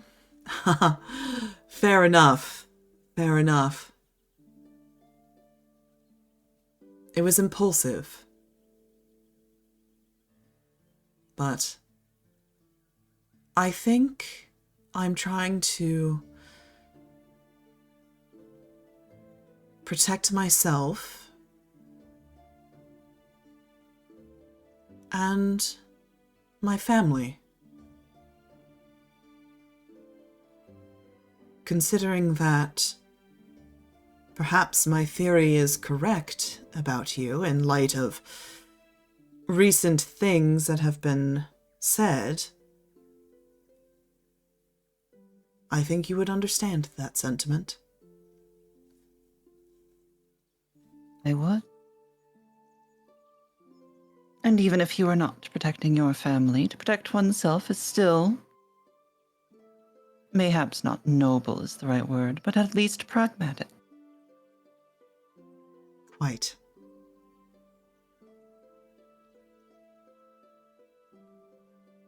And so what do you gain from all of this that will help you protect yourself? That, I suppose, entirely depends on who I proclaim the overall winner of these trials. Whatever they can offer me, I can leverage.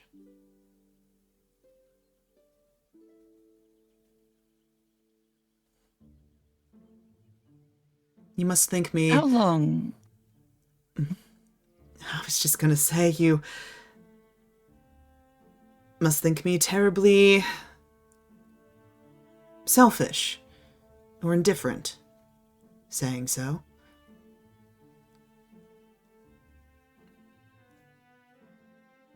People make How this... long have you been? Oh, go ahead.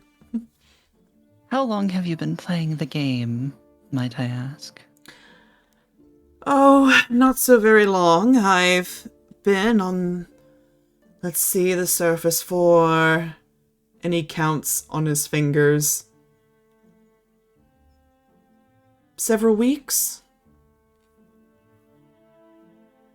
But I do have is extensive experience, surveying, watching, listening. Ah, a voyeur. Hmm? Don't say it like that. What else is a star to do for thousands and millions of years but watch? I would not know. Arguably, one could say that such a lifestyle is far above me. Quite literally. Indeed. And I dare say, for having played the game so short a time, you are a natural. High praise from you. Under some circumstances, yes. Though, from what you have said, I wonder if it is far more of a biting insult.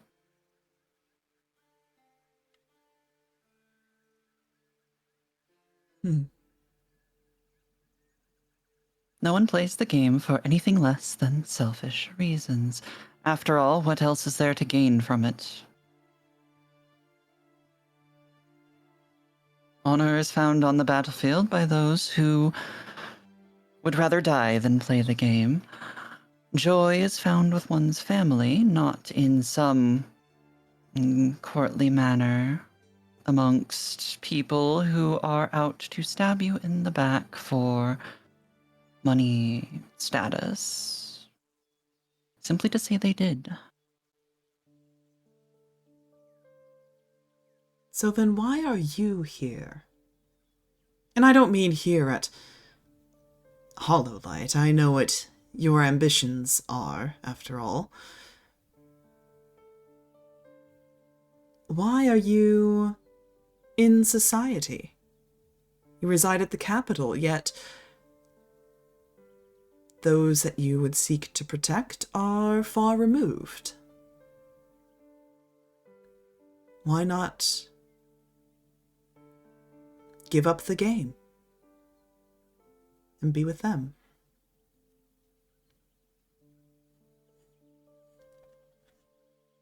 There comes a point where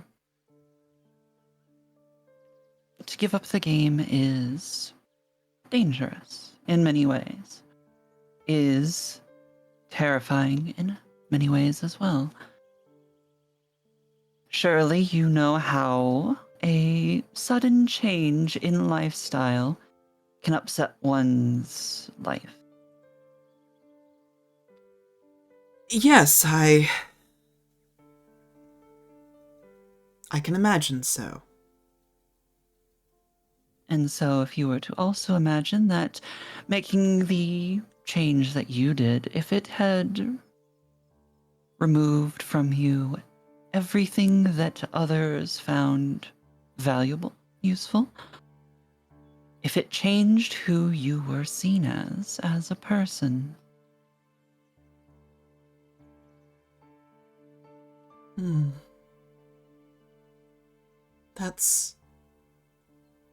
That's awfully sad, I think. To attach your worth to how others view you. But I'm afraid I understand that very well. I'm sorry to say that you'll probably understand it more and more as time goes on. You are in, and I dare say you will have a lot of trouble getting out, even after all of this is over and you have been allowed a moment out of the spotlight. Yes, believe me, I know that things won't simply end at the conclusion of these trials. Once I choose the one who deserves my heart, I know that is only the beginning. So I must choose with exceeding care. Indeed you should. Now, away from such bleak and existential topics, what would you say is your favorite thing to have experienced thus far down here? In person, or to have witnessed? Why not both?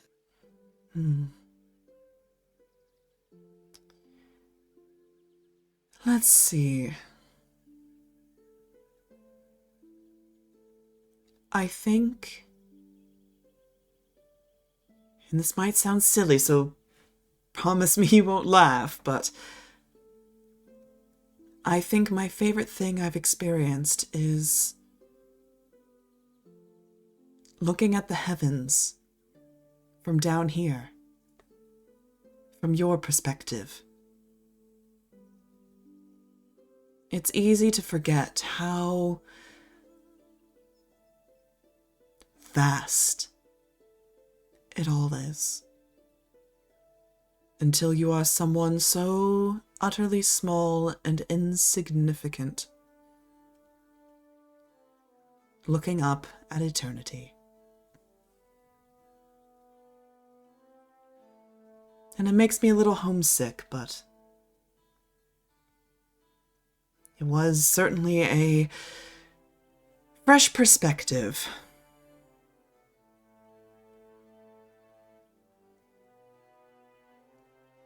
Luella is very obviously smiling as this goes on.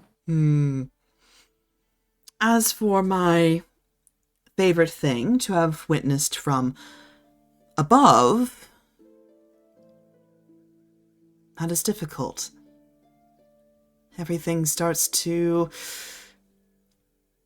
blur together after a number of years. I'm sure, but surely something must stick out. Conflict sticks out.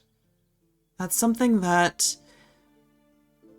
I never quite understand.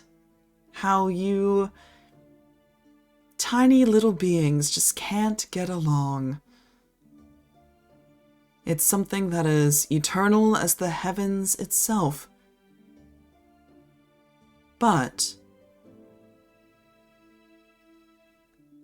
seeing how people love despite the conflict, that is also eternal. And I don't get tired of seeing that.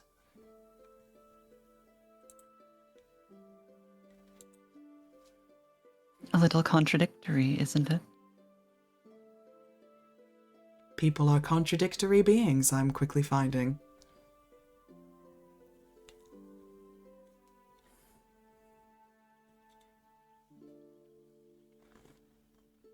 I'm curious as to whether or not you will become one of those contradictory beings. Time will tell, I suppose. Indeed it will. And I'll have plenty of time to change 100 different ways, I suppose.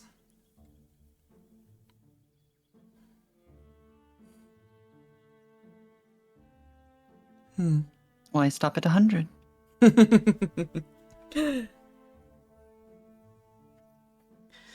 We'll make it 2, You 3. There we go. You are a unique being with how long-lived you are to be.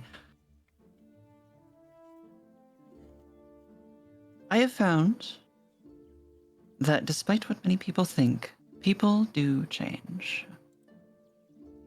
And forgive me if saying so seems rude, but though you and your ilk are so above so many things, I highly doubt you are above changing, and I think that you will change who you are many times, that you will find yourself slightly closer to what you want to be over those many 100 times.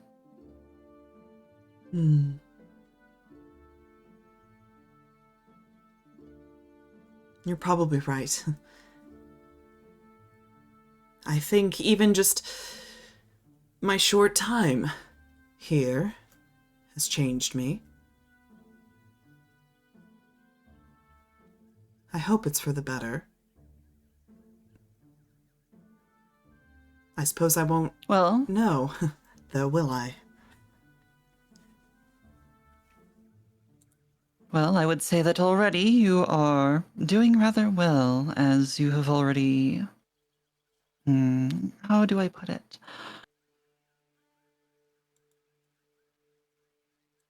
You have already shown that you think that the game is rather a piece of crap.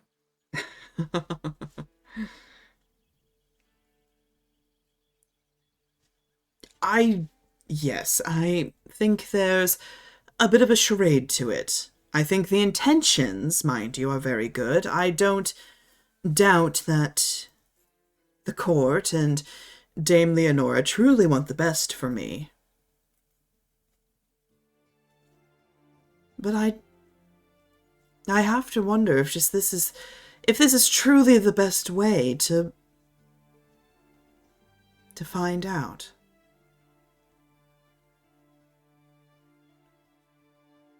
Well, if it is not, and if you are not privy to the ability to change it as you would deem it so, at the very least, you could keep it in mind for how future proceedings are and see if you can change them after.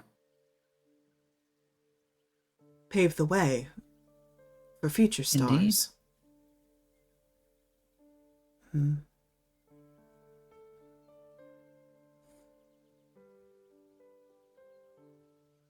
I was right, wasn't I? You are surprisingly selfless.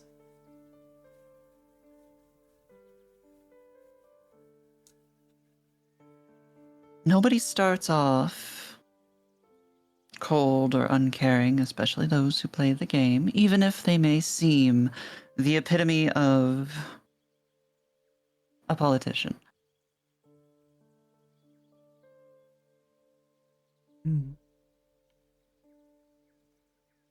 Luella stands up. I would not take your entire day from you, and I thank you for being so open with me. Of course. I truly do value your company, Luella. And I yours. If you should ever want to spend another day, or another hour, what have you, I would love to chat more. Thank you. We'll speak soon. Of course. Have a wonderful day. O shining star above us all.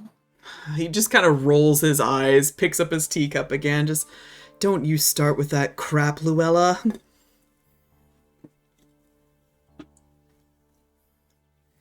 Ah, but I must. After all, a small secret. The longer you play the game, the more you start to enjoy being able to push people's buttons without ever leaving the realm of propriety. I will consider that. And then she will give a small bow and leave.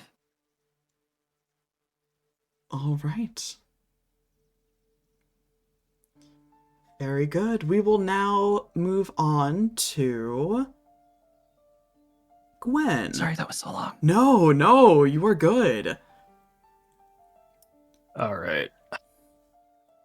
Vesper, you ready to get jumped? Yes. I'll set the scene a little. After breakfast, Oleander will have moved to the. He said there is a temple or a small chapel within the estate itself, or like out in the garden. Yeah. There's like a small, sort of an offshoot of a room. It's not much of a chapel per se, but there's like a little altar, a few sculptures of, celestial beings. There's a portrait of the Empress as well in there. A couple of benches, candles surrounding it, otherwise dimly lit, dark paneled room.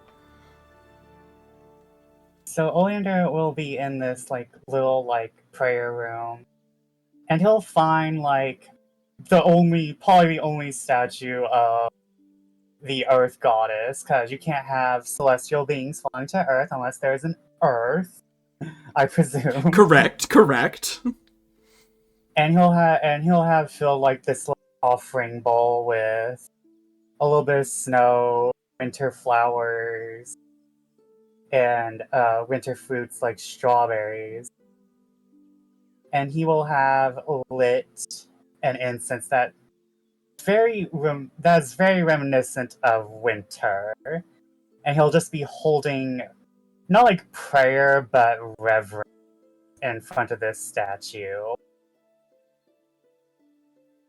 and that's where you can find him, Gwyn. All right. This chapel, it's completely indoors, but there's no windows or anything, or no like opening canopies into like the rest of the courtyard and stuff. There's like a skylight, so one could like look up to, the heavens and pray that way.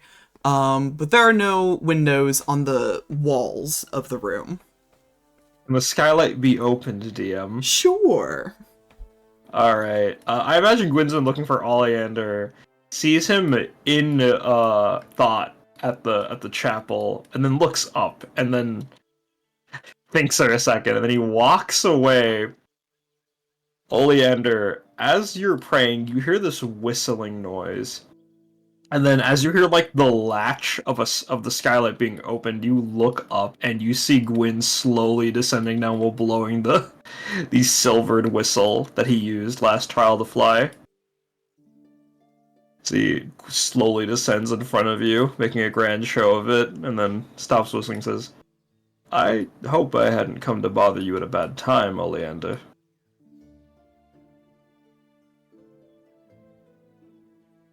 I think if you weren't coming to bother me, you wouldn't have made such a theatric about it. And Oleander doesn't even look up from his reverence. He is like focusing on like the statue of the Earth Mother, though. Like he's not worshiping her as the Earth, he's worshiping Snow Mother.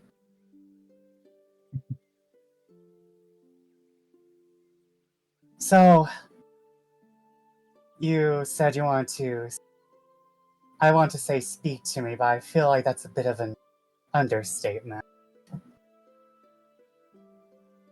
Well, under is a lot of things you seem to be right now, at least. With exceptions to your reputation. As Gwyn says, I'm assuming he's like... I'm imagining that he's kind of looking down at him like he's at a higher post. Or like... I wouldn't be surprised if Gwyn was extra enough to like lean on some like religious architecture that he shouldn't be.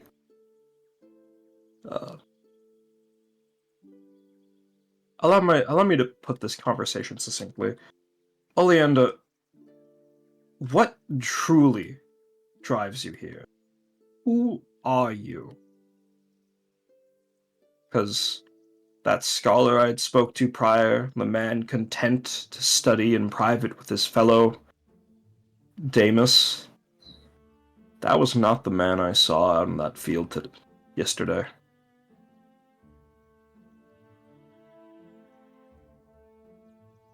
Oleander kind of looks up, and he finally kind of actually looks at Gwyn, and he kind of like, his eyes kind of like, they're not like going wide out of surprise, it's kind of like faux surprise. It's like, oh well, I guess I never really introduced myself.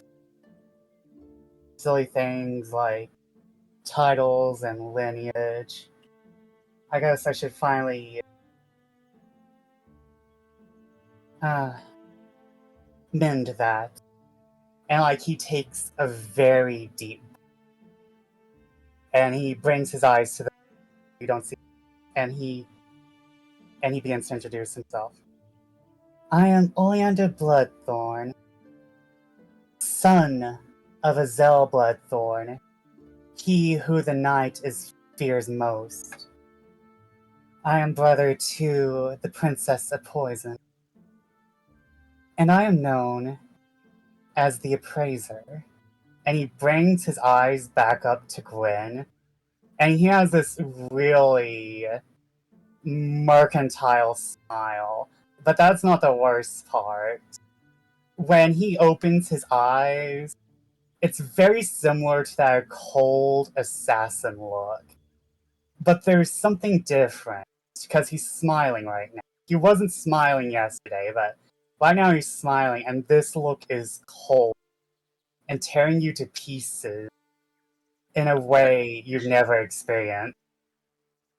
Is it rude if I ask for like a persuasion or intimidation check? Because I respect the narration, but Gwyn has like actions speak louder than words, and seeing the way you fought in the trial and what you've been up to is kind of conflicting in his head with what's being shown to him right Yeah, now. based off of that narration that you just gave, Vesper, about your cold, hardened stare, I was gonna say make an intimidation check to try to intimidate Gwyn. Can I use a narrative token to succeed that? Yeah. Do you have one left? Yes, I think I have only used it for the rumor wipe. Correct.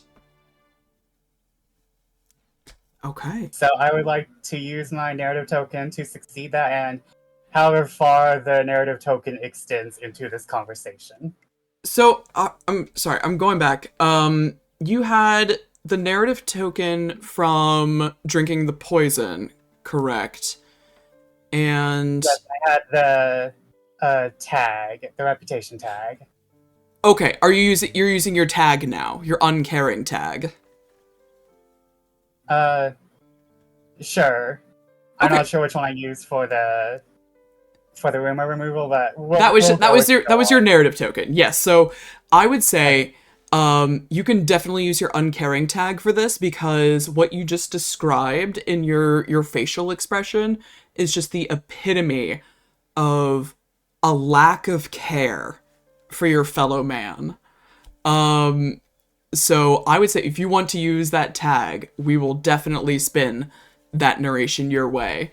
And Gwen, looking at Oleander in this moment, you haven't felt this in a very long time. But just looking at this academic in a new light, this is a worthy foe. And I feel like he's giving that initial, like, what the fuck are you talking about stare, into, like, once the chill hits him, his gaze hardens.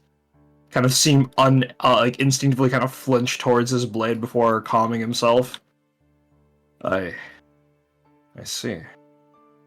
That name, that lineage is not one heard of in the kingdom for many days now.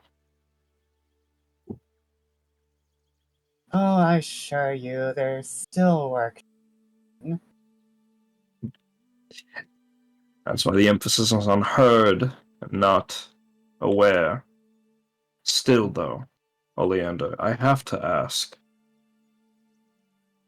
Your motivations. This introduction does little to offer insight into why you truly are here. If anything, it paints a darker picture, one that I don't quite believe in. I must know, Oleander. We've worked together. I've made my intentions to win this trial clear. I simply ask for you to do the same.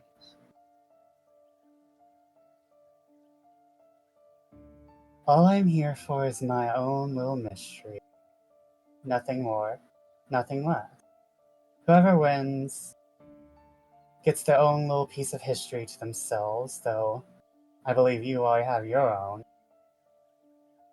But I have no dark intentions. And he kind of like strolls about the room, like confidently.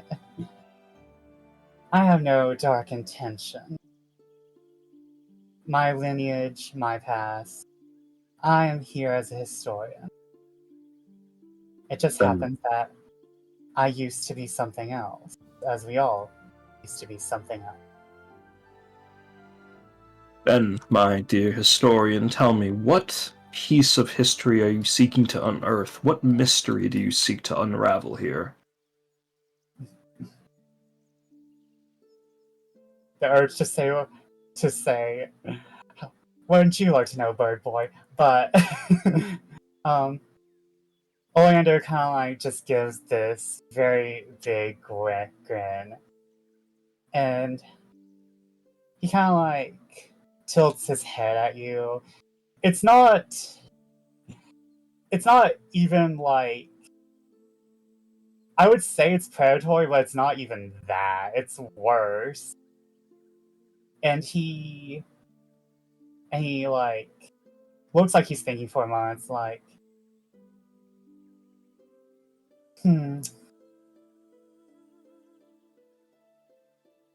If I I may, would love. that's good. Now you. If I may, to offer more to your thoughts, know that I have succeeded in helping you, and will continue to do so. But my help can only go so far if I have no clear idea of what you're doing besides wishing to stick around. Eventually, the remaining people will have to butt heads, and I truly wish to know if what you aim for, your dream, has value to me or not. So please, Oleander, I ask but one more time, what is it that you seek here? May I ask? I will answer. If you can answer me this. Why do you wish to be immortal? Why go through all this trouble of strengthening your enemies to do so? There's something odd here in someone who is already, by all means, immortal in the pages of history. You have songs about you sung by bards across the land. You have already achieved a form of immortality that people wish for. So I'm asking you, what is your end goal with immortality, with the heart of that precious little star?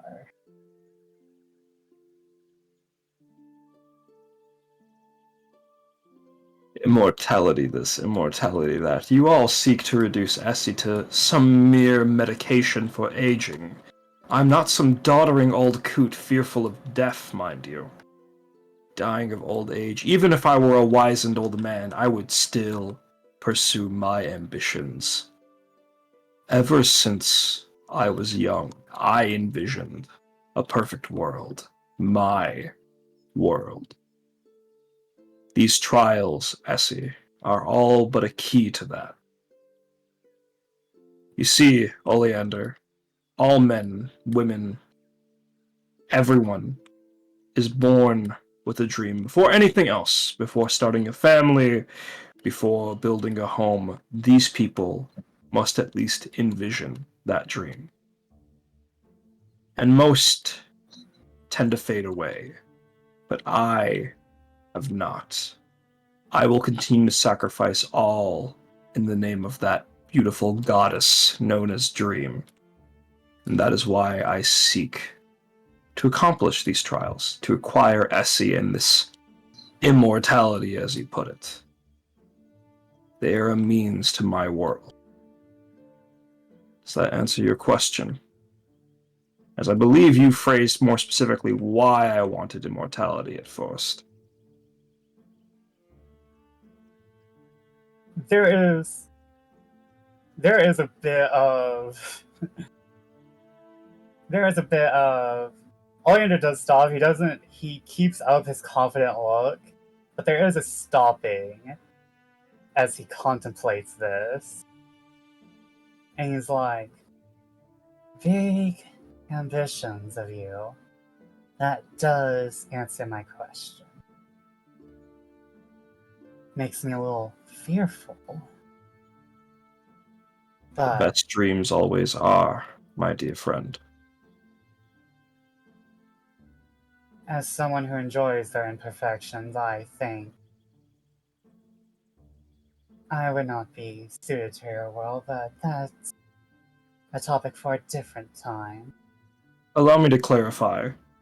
I do not seek perfection by its definition, but rather by my purview. The way I see you, Oleander, I would not change you for the world. Hmm. Well, I would change myself. But again, topic for another time. I believe you wanted an answer. Did you not? Yes.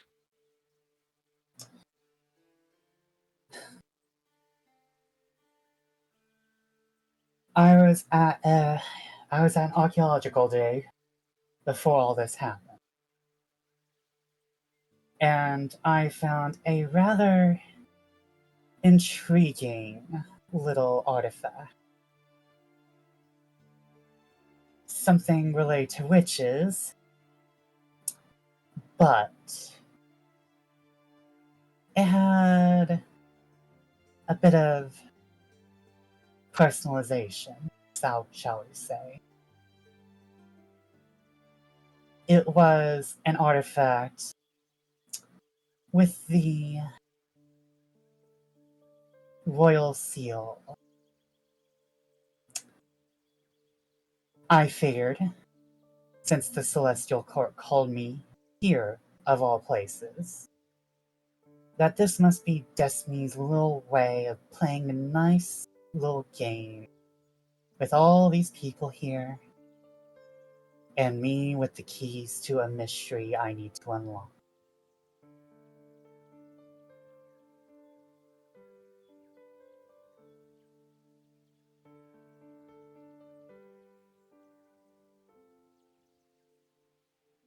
I'm really sorry, Vesper. My parents existed. I had to take my headphones off. I'm so sorry.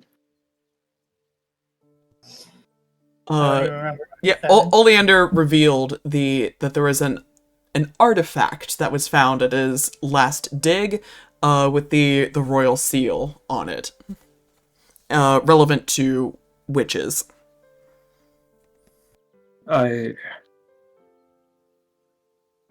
This artifact, witchcraft. So that's why you've been tagged as such, as a sympathizer. What? I've been long tagged as a sympathizer. It was not related to this. All my works are about the losers of history and the truth. But no one knows I have this. A few people do. Necessary people. May I see it? May I become one of these necessary people, if only to advance your goals and satiate my ever-growing curiosity? I do believe you asked me the question. I'm not sure if you are owed a peep.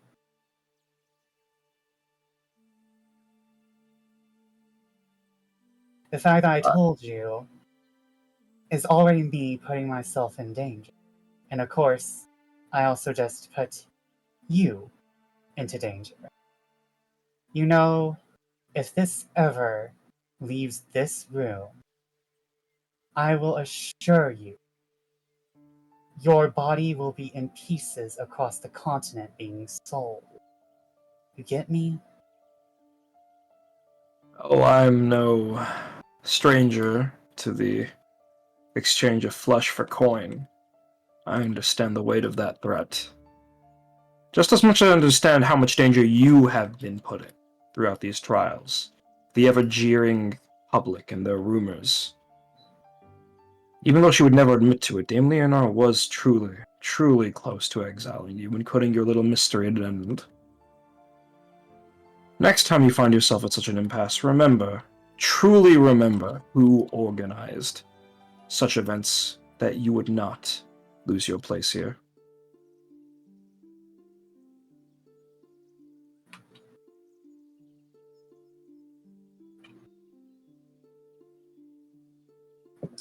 I do understand. I always spoke to Dame Leonora about it. She knows everything. Well, not everything. I'm not that stupid. But, as I have said, this is not allowed to leave this room, and I will know if it does. Trust me, I have no intentions of letting such powerful information fall into the wrong hands so easily. I am a peacekeeper. Sure, that was peace you inflicted upon me yesterday. It would have been more peaceful had you simply stayed down. I assure you, if the fight should have went as it was supposed to, it probably wouldn't have been you and your new friend standing up at the top now, would it? But it didn't go quite that way, did it now, Oleander? Oh, I don't think I would have won. But everyone went off into these stupid duels. Which is not how I fight. So I was bound to lose. I should have recognized that these nobles hold honor over all else. Chuckles at the word honor. Regardless, Oleander, I believe I've taken enough of your time, and until you've decided to tell me more about this artifact and its history, I think that will be all. Now I plan on staying here. I do believe you were the one who decided to come through the skylight like a rude person. Hey. He was saying he was giving you space. He was leaving. What the fuck? You don't have to clarify that you're staying. He's leaving already. Yeah, he's just gonna walk out. That. All right. Oleander, we're not done with you. My turn to rat Yeah, grab. yep. It's Topaz's turn to rat grab. You have an appointment at the observatory. Jump him. After like Oleander has thing, he kind of like stays there. He like returns to his reverence for like a good few moments. He takes a deep breath. And he like bows towards the Snow Mother. He's not really religious, but you kind of have to like respect someone whose temple you've been kind of living in for most of your life before you were college bound. And so like he bows his head towards the very presumably small statue of the Snow Mother, the Earth Mother, and he walks out.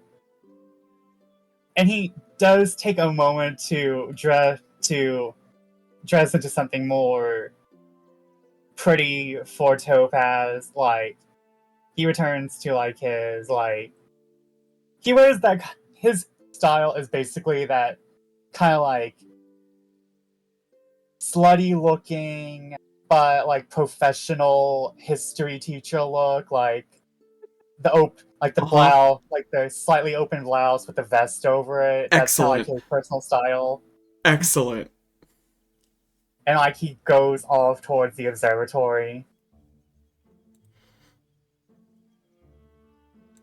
Imagining a horse struggling to get up a spiral staircase. A small spiral staircase at that.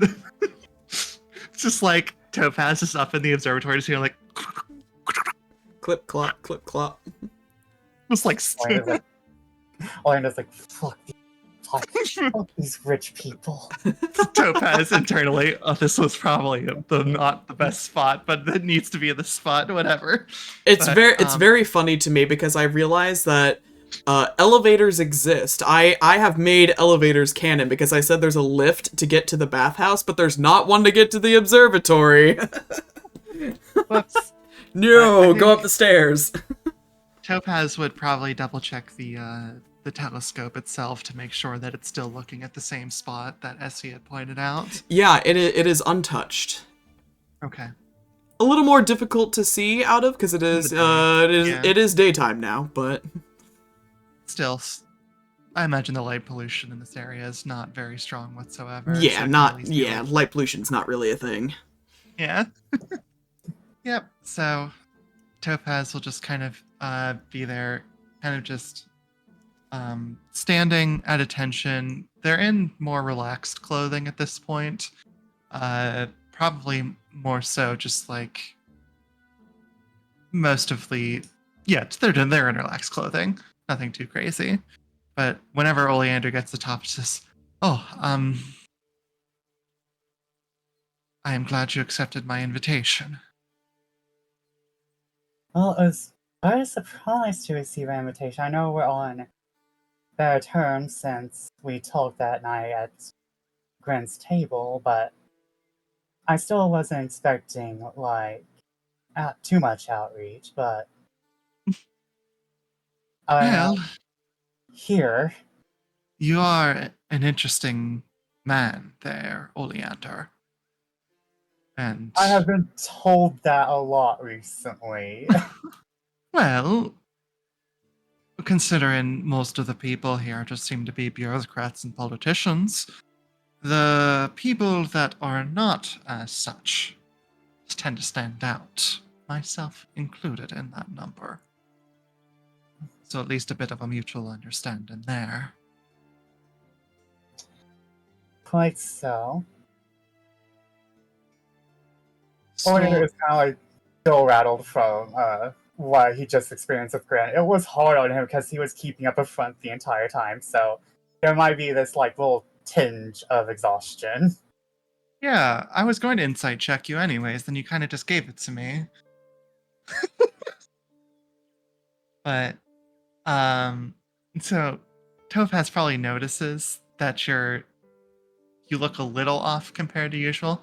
Says, "Did I perhaps catch you at a bad time?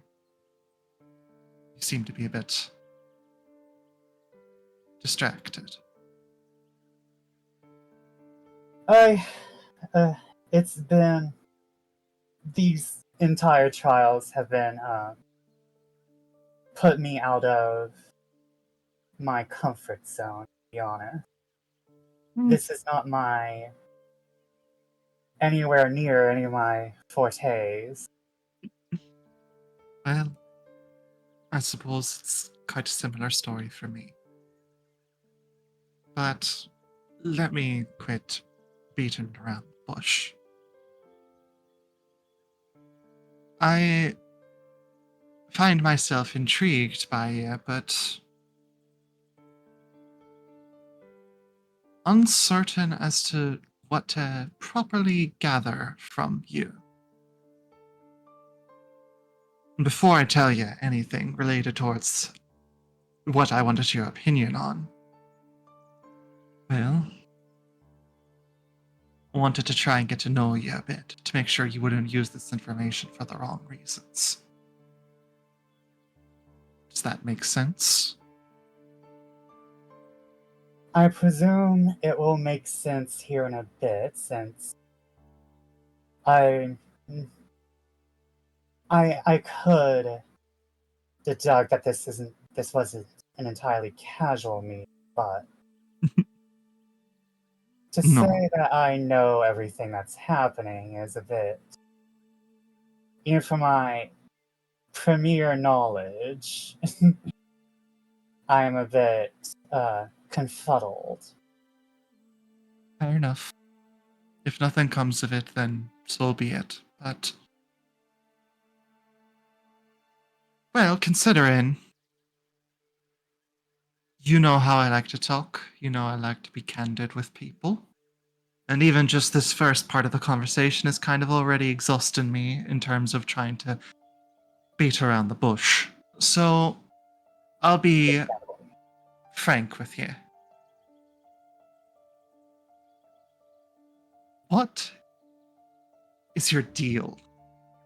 You obviously don't actually care about who wins or loses this event. Yet, you seem eager to put yourself into mortal peril in order to win the trials. Can you tell me why I should trust you, considering I don't think there's a single person here that actually knows the real you? Considering we see two different versions. We see one version in the library 12 hours a day with Damus, and we see one version on the battlefield that seems to be a cold, calculated killer willing to stab other people in the back in a show of force. How do I make sense of that? Hmm. I have been needing to reveal a lot about myself today. This seems. I guess this is a problem I need to address, isn't it? Well, when you don't speak to anybody about anything that actually pertains to you, how are we supposed to infer anything other than the worst? That's why people call you a witch sympathizer. I know I said it, but people were thinking it beforehand, I'm sure. And the way that you've been acting, pardon my words, but this is exactly how a witch would go about getting this heart of the star. You do realize that, right? Oleander kind of like has his like brightens his eyes because he wasn't expecting this of Topaz, of all people. He was not expected to be called out by Topaz. It's like, oh, he kind of like, and it's kind of like a little bit of a slump. Oh, I've been called a witch before, but kind of hurts a little more today. But kind of like folds his legs under himself, takes a deep breath, and he like looks up at Topaz since he has effectively sit on the floor. I'm honestly not here in any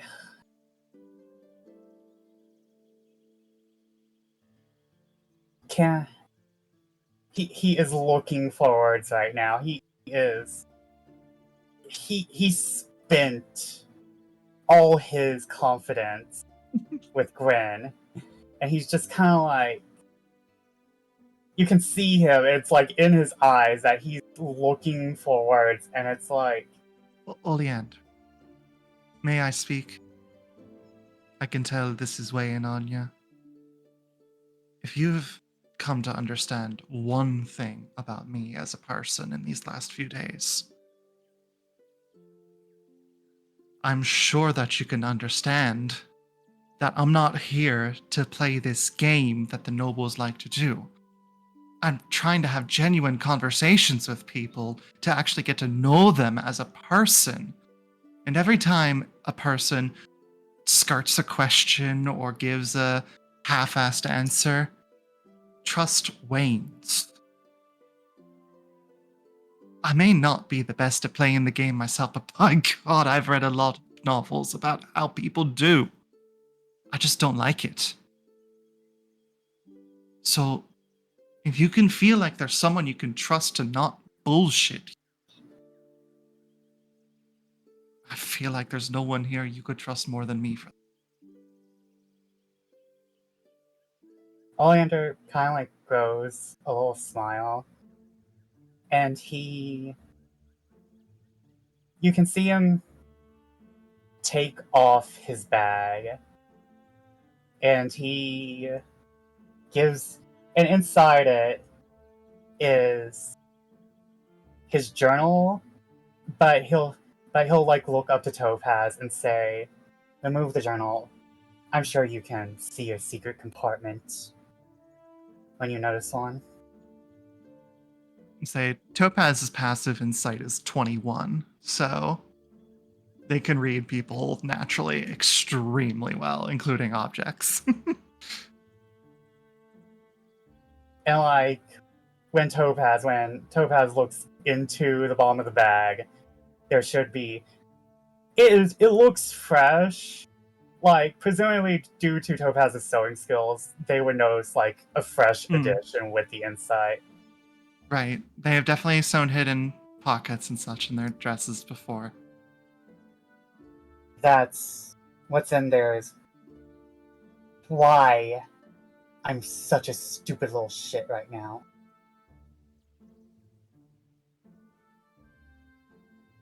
They'll reach inside, and I assume they pull out the dagger. It will be wrapped up in another cloth, but like But like he'll be like, unwrap it. They do so. See the dagger. Just. Jesus, Oleander! You're not actually planning to do it! No, Please! no, God no. And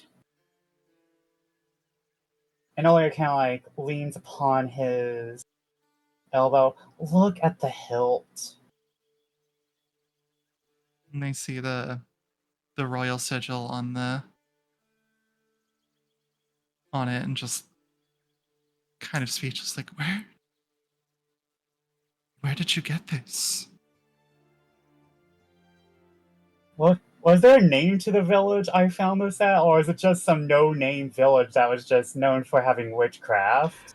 I'm gonna be honest, I don't remember if we named it or not. I remember we So talked fair, about. bestie. I remember we talked about if we were gonna name it. I don't know if we ever reached that point.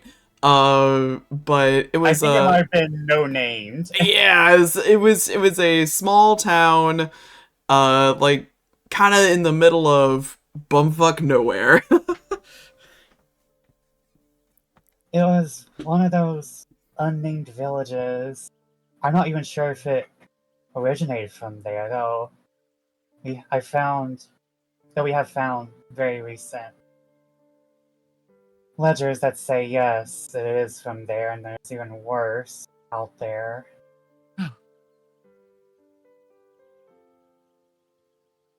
Topaz will kind of take it, put it back in there, and just immediately like, so it probably better. Even though it was already sewn very well, but just like, oh god, gotta hide this really well. You can see like Oleander is just like collapsing. Oh, Not like Oleander. collapsing, but he's like very tired looking. Oleander,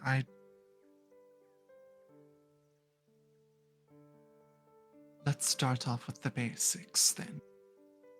Thank you for trusting me to share this.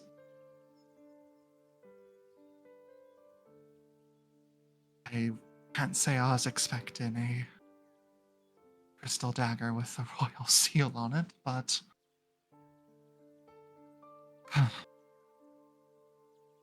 there's more than I could have possibly imagined. Well, everyone's been complaining that I'm a little out there, but I have my reasons. No, I understand. I may not be very well versed in the history of this world and everything, but I know this much. Then, I suppose I can show you my display of trust back then. Oleander nods. He gets up. Yeah. I'm sorry. I'm sorry that I just Stop unloaded that on apologizing. you. Stop apologizing. Whatever happened in the past is in the past. Let's try and keep eyes forward.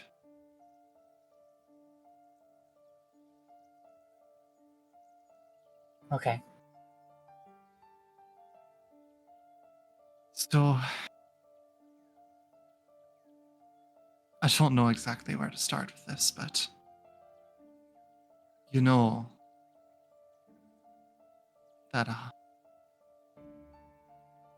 well, King Cornelius and Queen Isolde, they're up in the heavens now, right? Yes, they ascended a bit ago. Half a century, at least. Yes.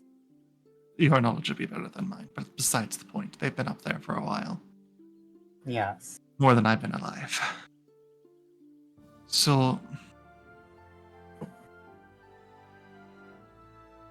whenever people wish to seek the insight of the late King Cornelius and Queen Isolde, we often look to the stars. There they are, constellations and stars of their own rights.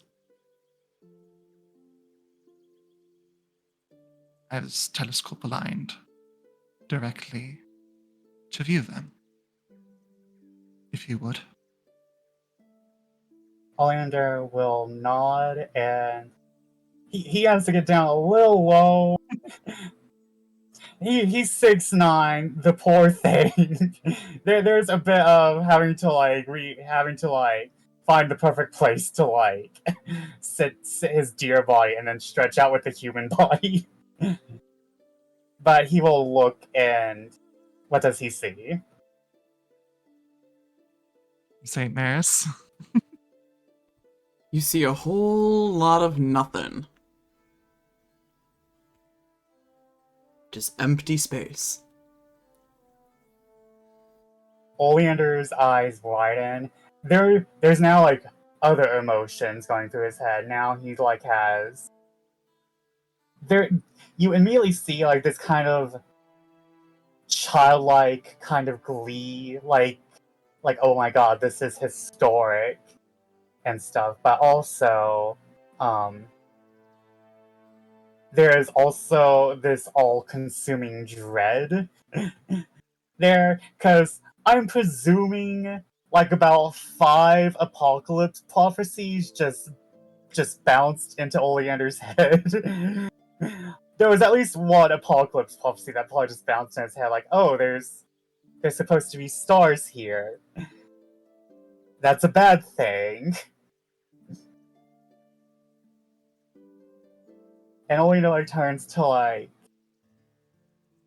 Topaz with this mixture of emotions, and it's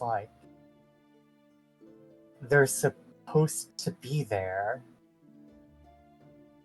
Indeed. DM, do I have to make a history check to know if there have been any other stars that have mysteriously disappeared from the sky? Listen, you don't even need to roll a history check for that. This is unprecedented. Of course stars fall from the heavens, and they land on Earth. That's not, clearly that's not unheard of. That is what we are experiencing right now. However, with the knowledge that Cornelius and Isolde were supposed to be in the heavens, and they're not there, with no record of them coming back to Earth, that is very strange. So then, I would ask you the question, as the seemingly premier expert. Do you know anything of the activity that could potentially have led to this? Oleander goes through his mind, and I presume there are ways to call stars to Earth, like a wish spell or something, right, DM?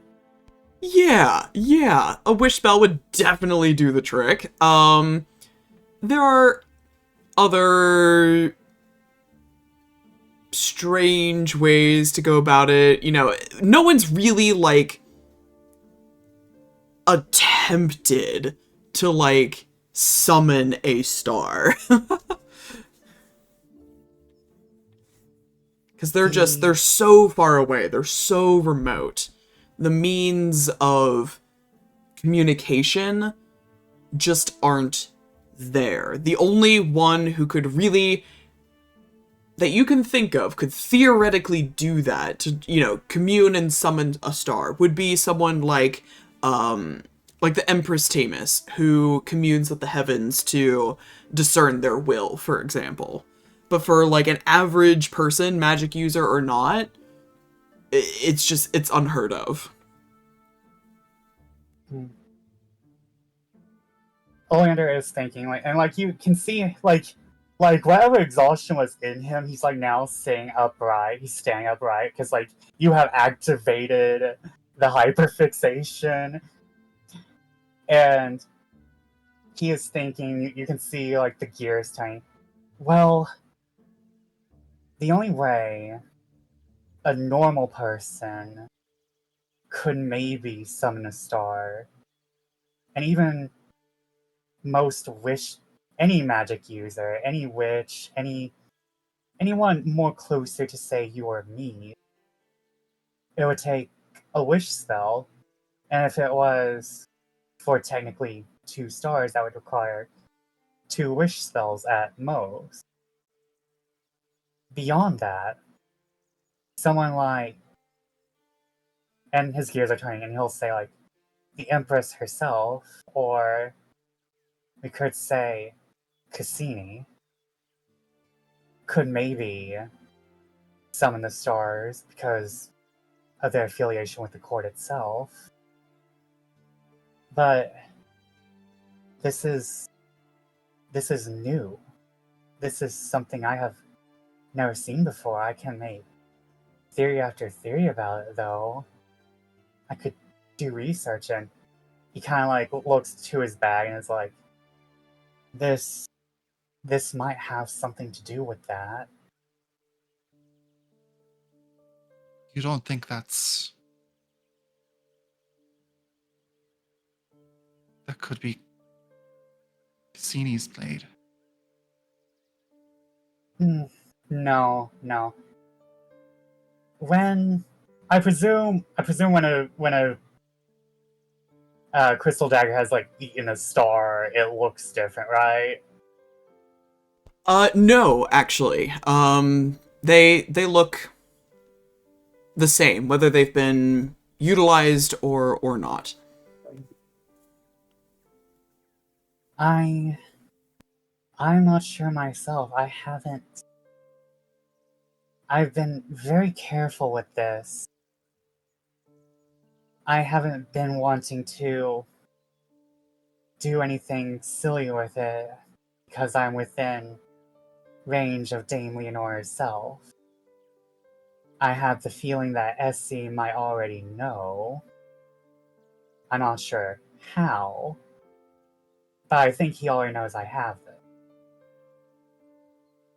But I wouldn't really know because I haven't attuned to it. I have been very fearful to do anything, especially with the rumors about, though maybe. I'm not sure if it's Cassini's blade. If I was to make a theory with the current information I have gathered, I would actually say this might be King Marius's blade.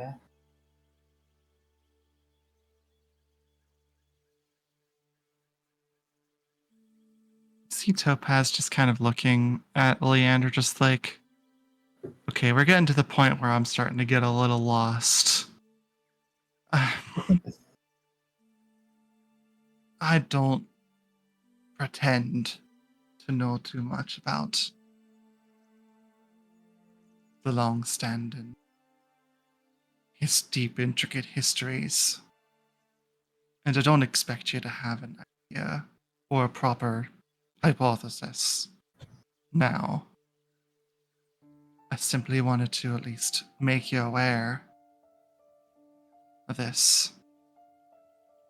We can reconvene soon.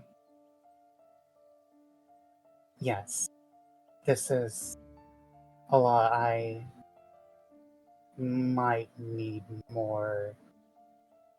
I know you joked about me spending 12 hours in the library, but I might need more research materials, though I'm sure I know nearly everything, but there can always be something lost in an archive somewhere. You can be in your books. That's where you seem to be most comfortable. I will likely, hopefully, have an answer for you. And can I roll a perception check? What are you perceiving? I want to see if someone's in the room with us. Yeah, give me a perception check. Oh, never mind. Nope, no one's in the room. I'm sure I can help you figure out this mystery, and he'll have an emphasis on you because he knows that this isn't Topaz's mystery. What do you mean? he gives a smile like his entire face has this like childlike grin. There's a little bit of dread in eyes, but who doesn't dread something that may or may not have an apocalypse prophecy tied to it? But there's definitely this glee of, oh my god, I'm useful. There's something for me to do here. Kind of vibe in his eye.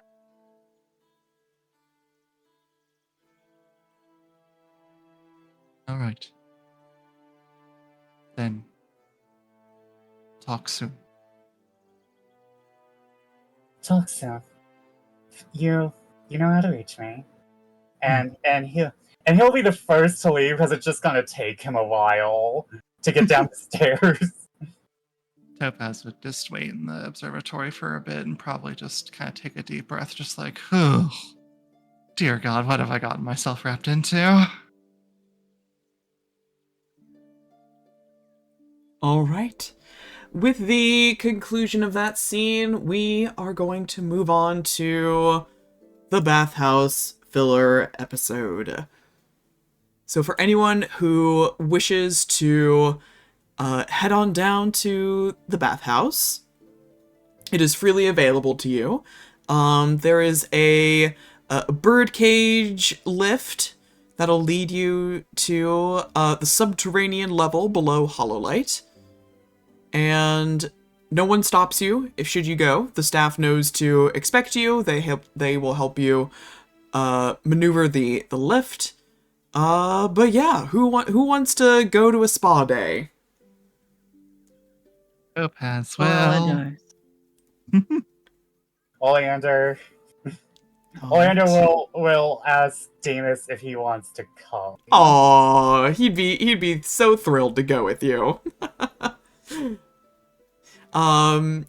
Yeah, so you head on down to and Gwen, I believe you said you were going to sit this one out. So we'll get back to you in a second. But for everyone else going to the bathhouse, you descend in the lift. Oleander, I'm sorry, you probably have to take a separate trip yourself with just you and Damus, because there's only so much space. But Understand.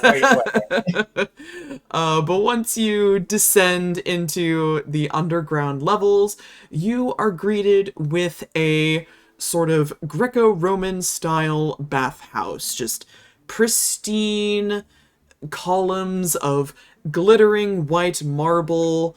There are globes full of what appeared to be a magical light surrounding the ceiling. It gives it a sort of night sky appearance, even though we're underground and it's daytime. There's a large communal pool at the center, a small waterfall gently cascading into the pool below, creating that lovely, soft, ambient, bubbling water noise. There's a quiet music wafting through the air from an unknown origin, some delicate woodwinds and strings, just enough of a melody to fade into the background and break the silence of this otherwise peaceful place. There's a couple of smaller, maybe up to 4 person-sized pools to dip into, sort of ye old hot tubs. These are like little pocket hot springs. There's also a couple of saunas built into one of the walls adjoining the bathhouse. But yeah, as you walk in, you find you're not alone. All of the final 8 pairs are present. They are sort of spread out throughout the bathhouse. You can see in the big communal pool are the 2 kobolds from the trial. They're definitely chilling, having a blast, splashing around in the water. Alto is definitely vibing in one of those hot springs. Parthenia seems to be making her way to one of the saunas. But yeah, it's just a nice, relaxing, open area.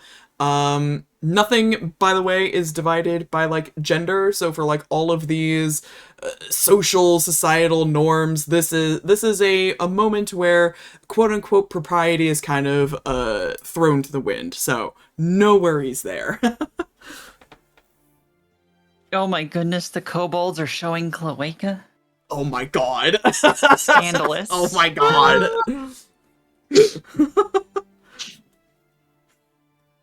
Oh my god. But yes. Also, there is no way that Alto did not take the entire trip to the bathhouse naked. There's no way. Certainly not. There are changing stations. There are changing stations. You can get your own robes, your towels, so on and so forth. Slippers.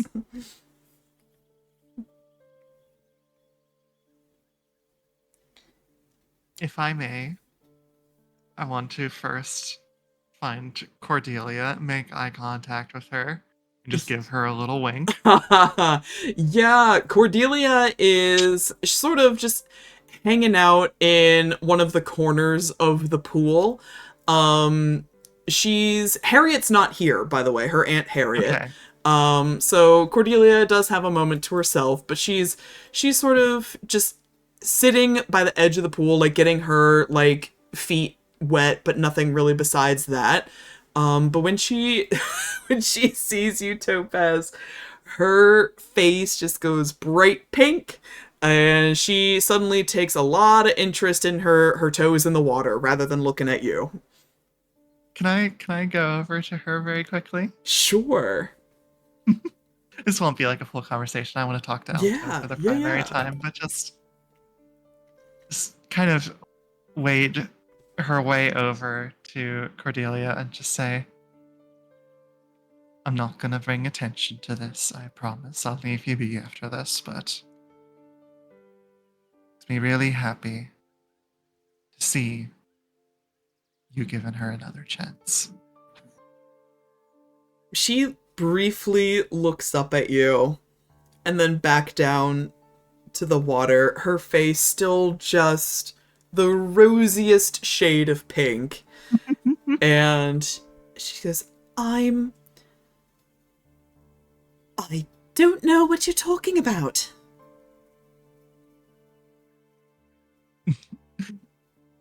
Topaz just gives her this smile, like not wanting to bring too much attention to this exchange, but just like, of course, I understand. But And- I can assure you that there will be no further surprises. Should surprises be a thing, which they aren't, because there aren't any. You're definitely not welcome any. Of course not. Of course.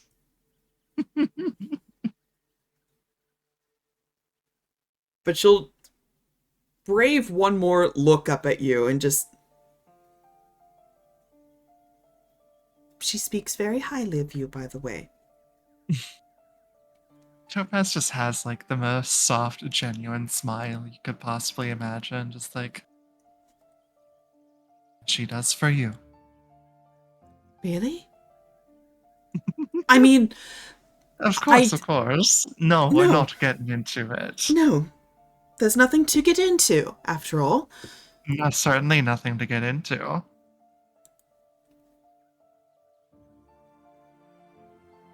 Well, good day, Mick Stoneheart. Okay.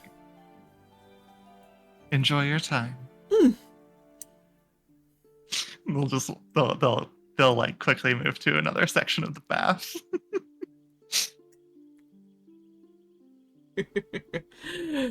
All right. I know you said you wanted to also talk to Alto, but I wanted to give the floor to anybody else if there's a particular person that you want to mingle with, anything you'd like to do while you're down here, or just vibe. It's all good.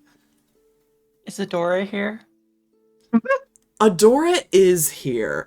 So Alto is sort of vibing in like his own little hot spring. Adora is actually like on the far end of the bathhouse. There's like masseuse tables, and she's currently getting like one of those like hot rock treatments, where they put like hot rocks on your back. So she's not paying attention to like anything that's going on. She is just she's chill right now. See, for probably the first and only time you've ever seen her chill. I kind of want to ruin that. I won't tell Does you Luella not to. I think it would support make women's wrongs. I think Luella would be going over to take up a spot next to Adora, assuming there are multiple. There are, yeah. Feel free to grab the table next to her. There's staff to attend to you if you want like a massage or like the hot rock treatment, acupuncture, whatever you want. I feel like Luella would go for hot rocks as well. Excellent. Nice and warm. Yeah, toasty owl. Toasty owl. You could see like she kind of shifts a little bit, acknowledging that like someone is near her, but she does not lift her head to see like that it's you.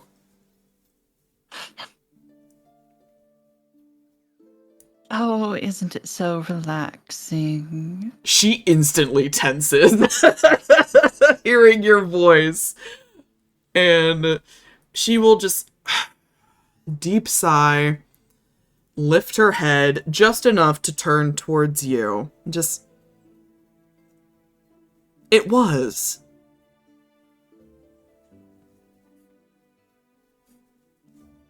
Oh, have your rocks cooled down? I'm sure they will replace them for you. You can actually hear the rocks start to sizzle as her blood starts to boil just from being agitated by you. Would you mind a moment of chatting, or are you far too worked up and need some time to cool off first?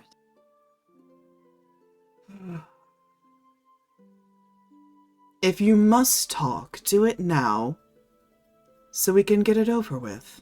What do you want?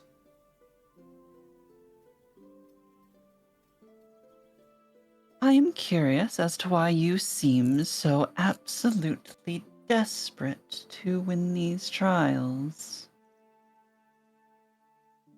Desperate. It's not desperation. Didn't you hear Sir Gwyn's words earlier today, loath as I am to refer to him? I'm simply doing whatever it takes to win.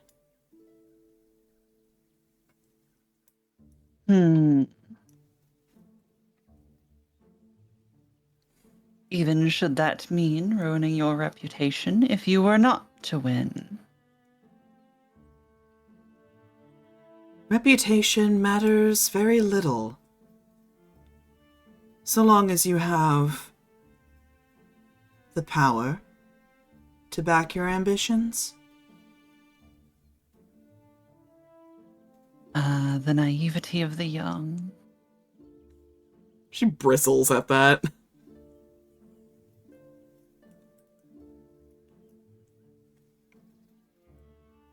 Is your brother assisting you in your desperate acts? I haven't received any word from him.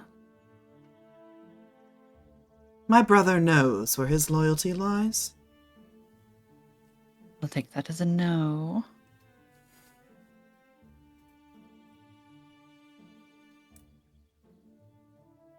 So, you are so young, and yet you are so very desperate for immortality already. Something wrong.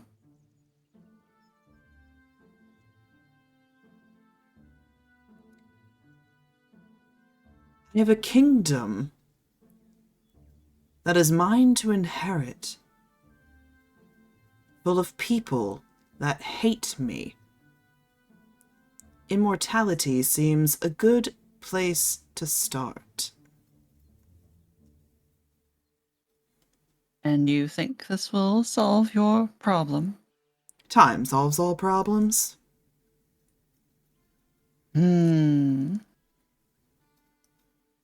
So what do you wish to do? You wish to inherit a kingdom, become its timeless ruler, force people to, if they are not willing to accept you through their own emotions, force them to bend the knee, even if that makes them hate you more, and wait for them to die out and be replaced by...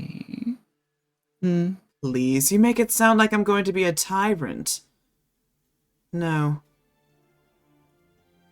I will simply bide my time until all the fools that currently surround me die off. And you think they won't be replaced by yet more people you would call fools? I don't know. That's a good place to start. Now, what about you, Miss Stalwix? What could you possibly want immortality for? After all, you'd be outliving your... Well, I needn't say it aloud.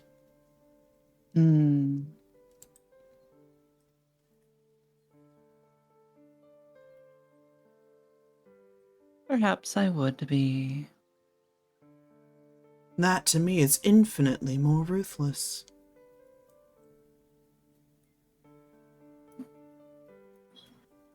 Adora. We have been aware of each other for some time, yes? I find it interesting that at some point it seems to have slipped your notice that I was anything but. You think yourself so very clever. It's going to get you in trouble someday.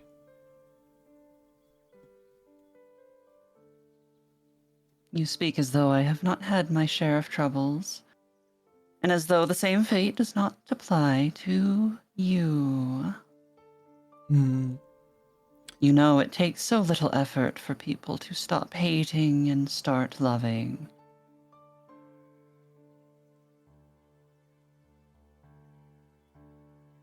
I think that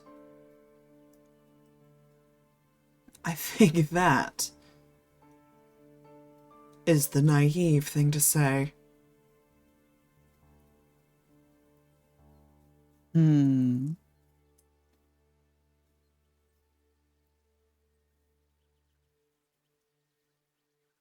I should have every birthright. Every one possible. Just by virtue of being alive. And yet I'm questioned at every turn. Both my brother and I. Just by the virtue of who we are. Because we don't look like our parents. And yet you speak of how easy it is to turn that to love. No. I'm through with that. If they won't accept me nice, they'll accept me mean.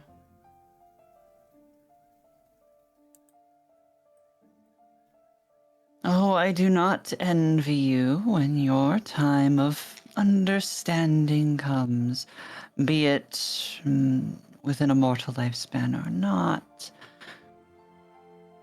Though, I do hope your brother is a little more forward-thinking.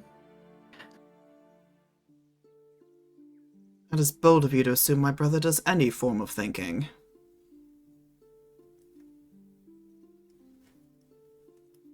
Maybe that's why he gets along so well with everyone. Less scheming, more frivolity.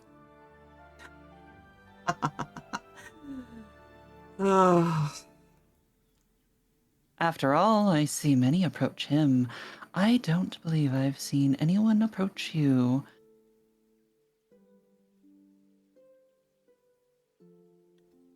My brother has his own.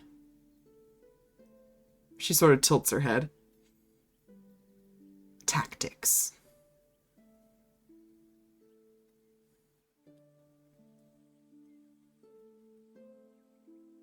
And I'm curious, how far has his tactics got him compared to you and yours?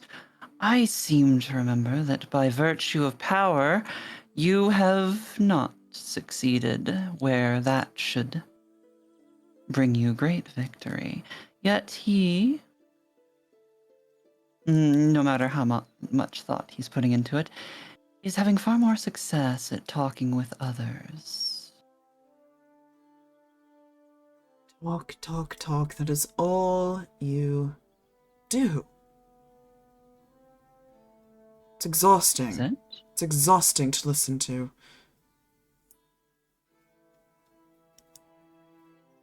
If you wish, I would gladly give you another taste of defeat. Some other time, of course. After all, this is far too relaxing.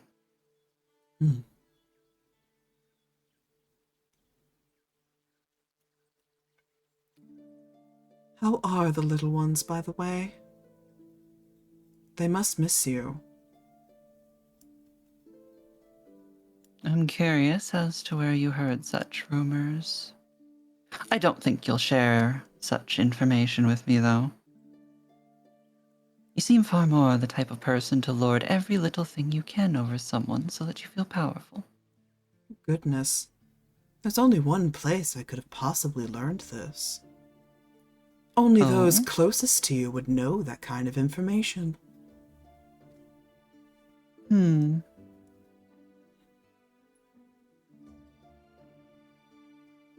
So while you talk of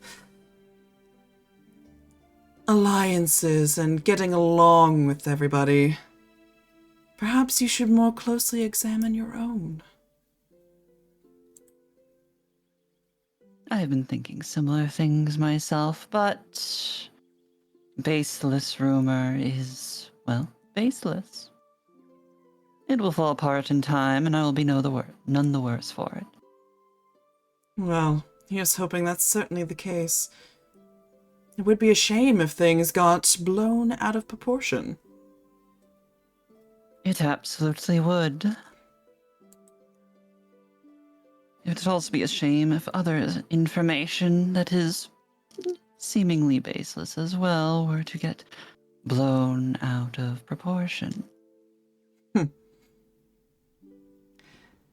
I'm afraid that you don't have anything on me, Luella, aside from the tripe that everyone else is spewing. That's the beauty of not talking. Is it?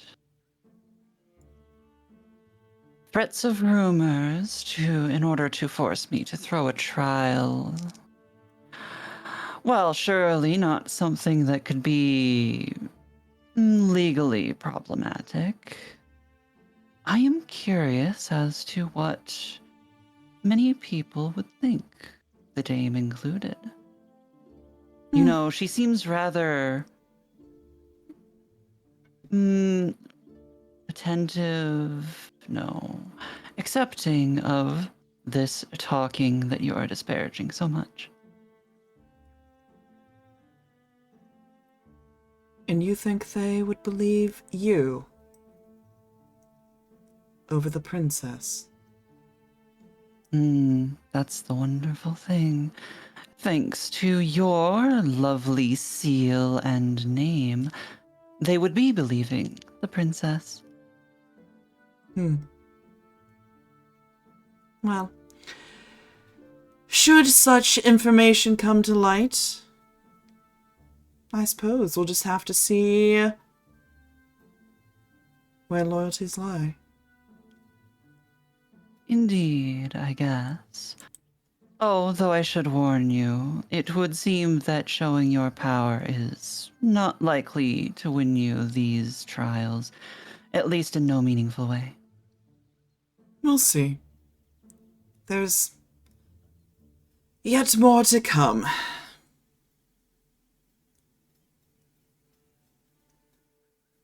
Luella doesn't answer and is just enjoying her hot rocks. You can hear Adora's rocks just sizzling as she's trying very hard to remain dispassionate, but it's definitely giving her away. I don't even need to roll insight. Nope. I think Luella will stick at the hot rocks for a little longer and then head out of the bathhouse a little earlier than other people. All right. Specifically to go to Damus's room. Ooh, And wait. Okay. All right. We'll get back to that. Who else? Who else wants to talk? I'll go. All right. What are we doing? Oleander will like see Parthenia heading to the side, and he'll give like a small nod to Damus, and he'll be like, "I'll be right back. You find yourself a nice place. I'm going to go have a little conversation." Okay. All right. Yeah, sure. I'll be over there. And he points to one of the other little hot springs. Unoccupied. I'll just be like a minute. I just want to have a short conversation with Parthenia. Sure. And he'll like give a nod, and he'll like head towards the sauna, and like I'm not sure if he'll give a knock. I'm not sure if the door is like glass or anything, but he'll like. Yeah, she's not in the sauna just yet. She was sort of like heading on over there. So if you want to intercept her, you definitely can. I'll open the door for her. Oh, how gentlemanly. Yeah, she'll note your presence, kind of raise an eyebrow at you, and then she'll give a jerk of her head towards the sauna, like implying she wants you to like join her. Oleander will nod and like walk in with her. She'll get the sauna set up, get those hot rocks steaming. She likes it very toasty. As a Earth Ganassi, it kind of takes a lot for like the heat to get to her because she just kind of soaks it all in. So it's quite toasty in here. But she'll just sort of lean up against the wall, make herself very comfortable, and just, well, I've been meaning to reach out to you. Oh, that's very interesting. What would you like to speak about, my fellow academic? Yes, I've been meaning to discuss your frequent letters. I must admit, I'm perplexed, Oleander, as to the purpose behind them. I understand that you wish to record everything that's occurring here at the trials, but I must confess I have very little interest in reading your altered diary. I mean, if I wanted to read about the events of the trial, I would not be experiencing them, now would I? And frankly, so many of your entries revolve around you going to the library for hours, and then not mentioning what it is you're researching. So, what good does that do me? I see. Oleander is kind of realizing, oh, I should have stopped this. I should not have continued this. Well,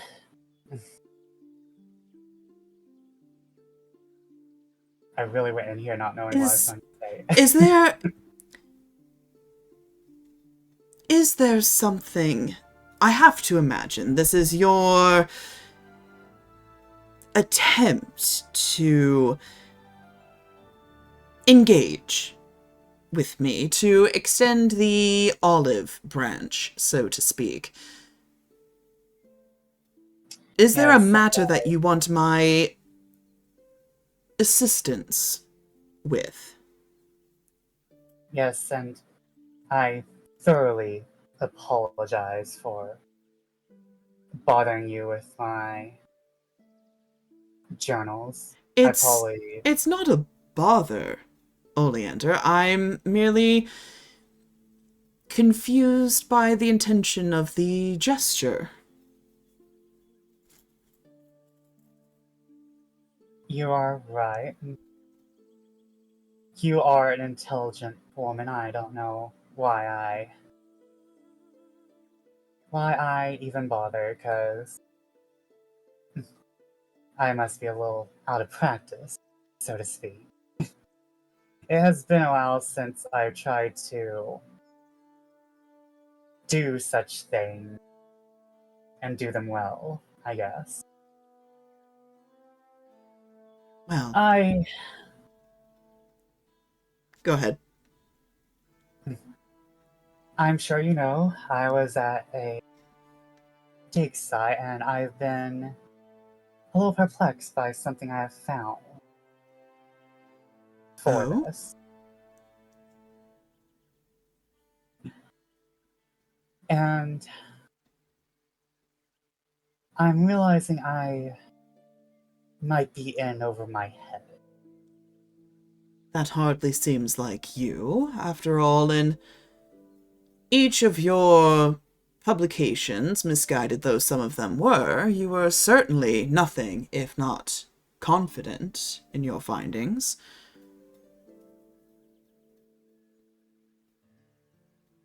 What's Oleander changed?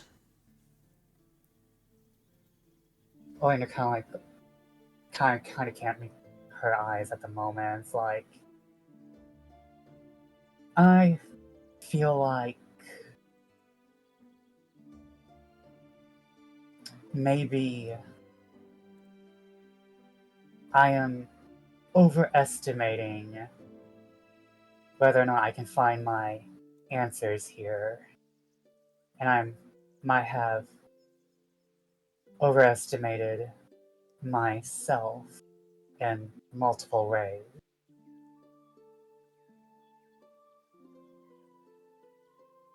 She kind of furrows her brows as you say this, and she removes the spectacles from her face because now they're starting to steam up, and she puts them on the bench next to her.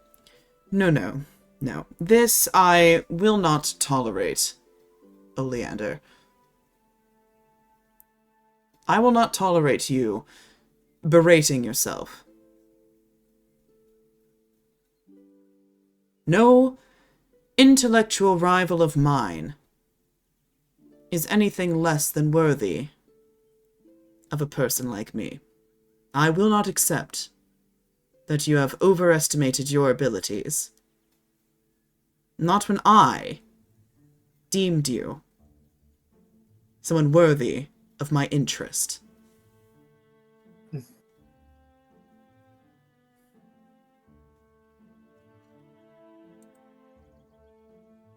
He kind of gives a smile at that.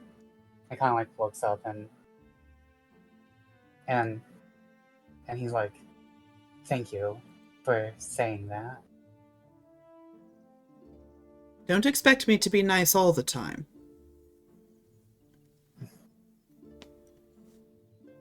I know, I expect your next paper to be extremely scathing.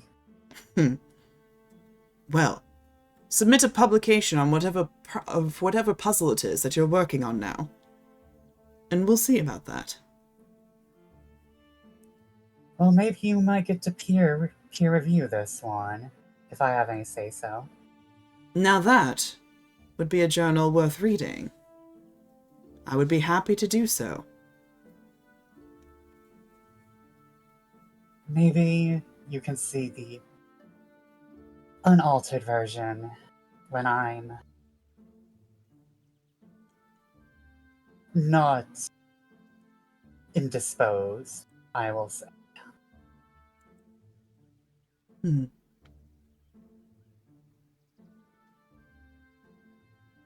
And Oleander will give a nod, and he'll be like, okay, this is too hot even for me who sits in a sauna. I hope your night continues to be well, Parthenia.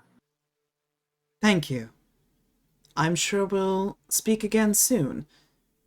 And, Oleander, for what it's worth, in our line of business, it is so very rare that one person can figure out a problem by themselves.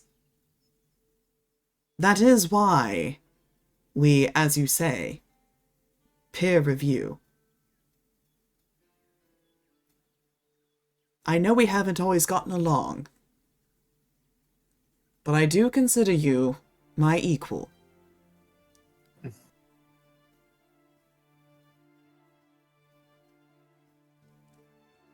Oleander will give a nod at that. Doesn't say anything, just smiles, and tries to leave without letting too much of the heat exit. And then he'll go over to Damus. Damus is straight chilling in the hot spring. You've never seen this man so relaxed before. He's like melting. He's loosening up knots he didn't even know he had, you know? And Oleander will slip beside him, not in a stealthy way, but in a way where he doesn't well, no, he will sit by, because, like, I'm not sure how big the tub is. It's big enough for the two of you. It'll definitely be big enough. Okay, he will slip in and try not to, like, stress him out. Did it go well? Yeah, I think it went well. That's good. I mean, it's just you two kind of... And he sort of hits his hands together, just, you know, butt heads. Well, sometimes that's because you're both passionate about the same thing, just in different ways. Hmm.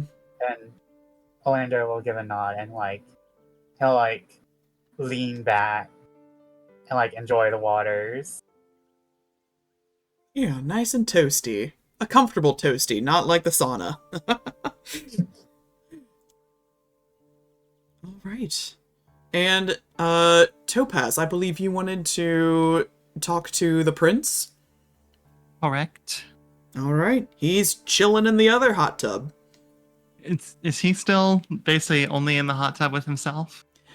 Yes, he is alone at the moment. Okay. I think Topaz would speak up and just be like, this isn't a private hot tub, is it? No. Not at the moment. Just wanted to make sure.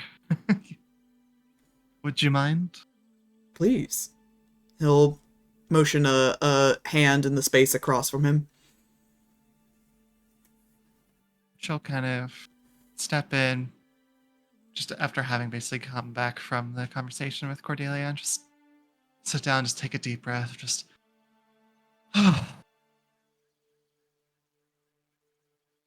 a long week so far, I would say. This is a nice reprieve, though.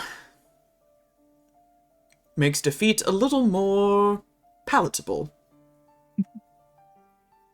Though I'm sure you folks have something like this in your own private home, no? Indeed, not to brag, but it is significantly larger. Of course it is. I mean, in Stone's Throw, we have some hot springs, just given all the mining that's been done. Dig up a geyser here and there. But it's not like it's a part of our house or nothing. A public space, at the very least. His nose kind of crinkles at that, but he's trying to be polite.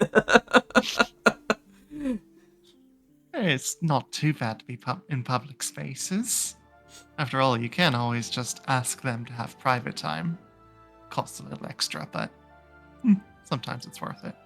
I would say it certainly is to have a dip without considerable others in the water. But if things were always private, then you wouldn't have had the chance to potentially have me stumble into your abode, now would you?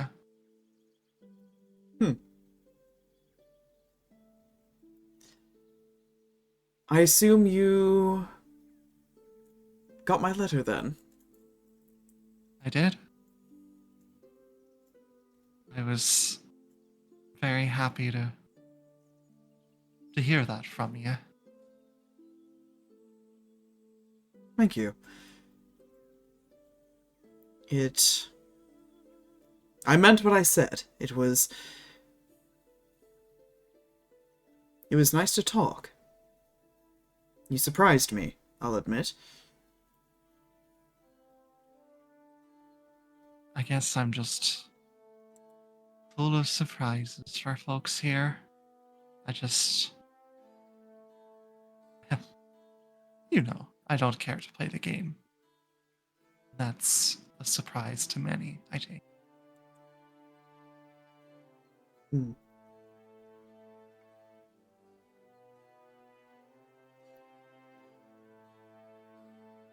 Well,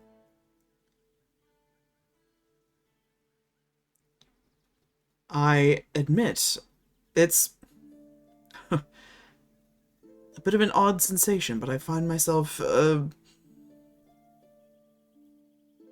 a loss for words around you, Stoneheart. You lost for words. Strange, I know.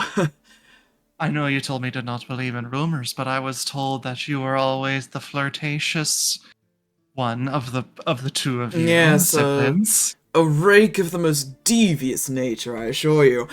No, it feels a little different with you because, well, I might sound the epitome of rudeness as I say it, but everyone else is simple, easy, and I know what to expect of them, and they know what to expect of me. You know, I've often found that the people here have said that I am, in fact, the simplest person to deal with, given that I generally speak my mind and don't exactly hide anything behind quiet facade. No? See, that's what's different.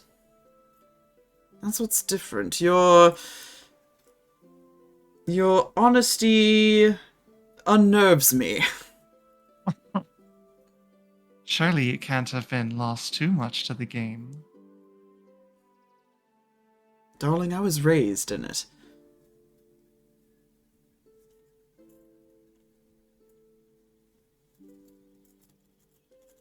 Sorry, perhaps that was incorrect of me to say. No. The honesty is bracing.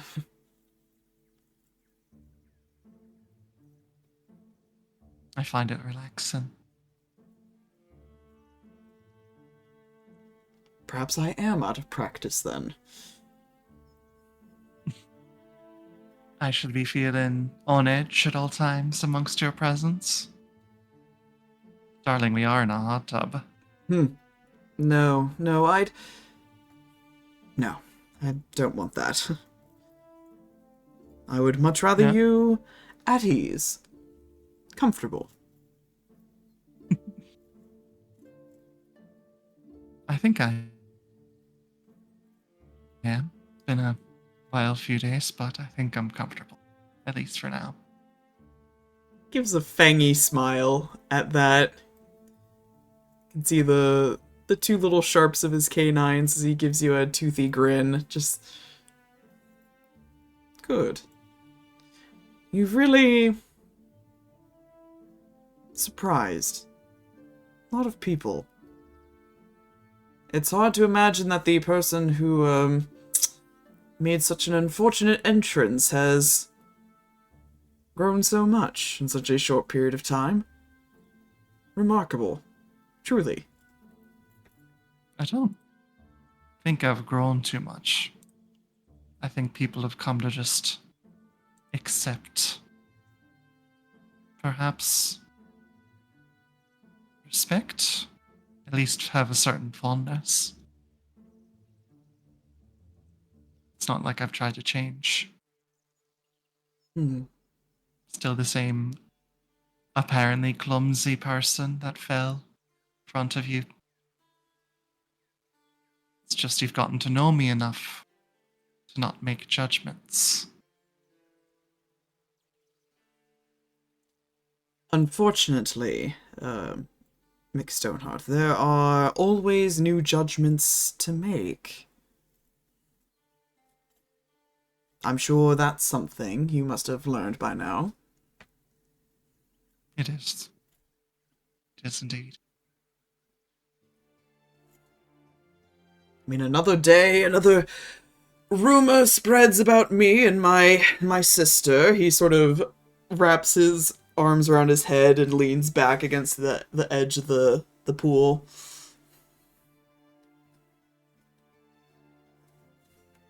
She takes things entirely too much to heart. It's always bothered her. Considering the blade at your side, I don't understand why those rumors even linger. Well, my father may proclaim us as his legitimate heirs, but the public will see something different. I can't change that. You know, when I came here, I thought this would be a good opportunity to get away from Stone's Throw and potentially find something new. But I don't think I'd want to stay here, if I'm being honest. Stay in the capital at the very least. Stay in politics. Oh, but doesn't it get so dull out in the country where everyone's just so damn good-natured?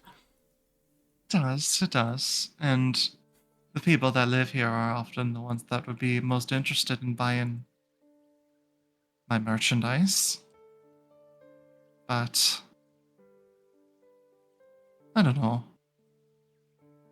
The quaint nature of it, at least, is, well, relaxing. That's something I think we both value.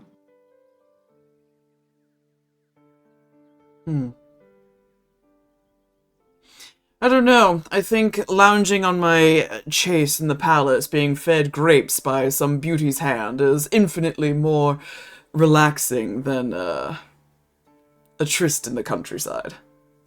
But You are a playboy, aren't you? well, I'm honest in my dishonesty.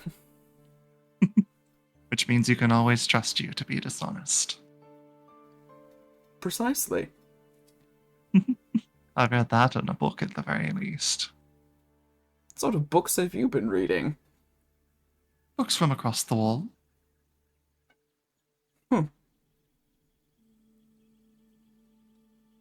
And others, but you wouldn't push a woman to reveal all of her secrets. Well, see, you can't say things like that. Now I have to know. Well, that's just the intrigue, isn't it? Part of the chase. His eyes just sparkle at that. Interesting. Did that come across right? I'm trying to be a little flirtatious, I suppose. I'm not used to it. Darling, that was remarkably good for someone who says she has no practice in this. Once again, thank the books. I'm only really just regurgitating what I've read.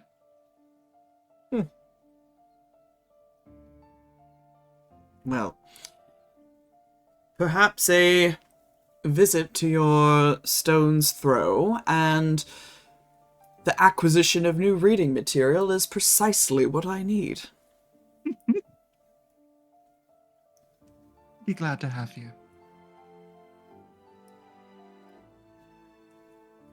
Gives a smile and then closes his eyes as he leans and sinks even deeper into the water.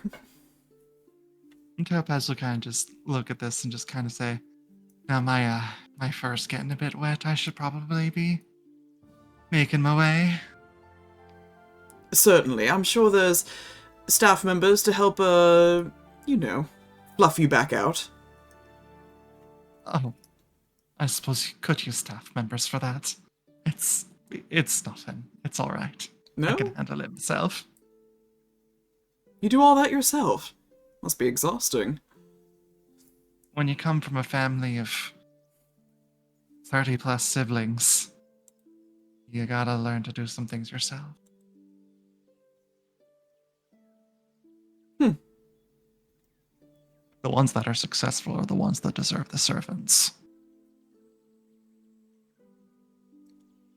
He just kind of pauses at that, like this is something he's truly never considered in his life.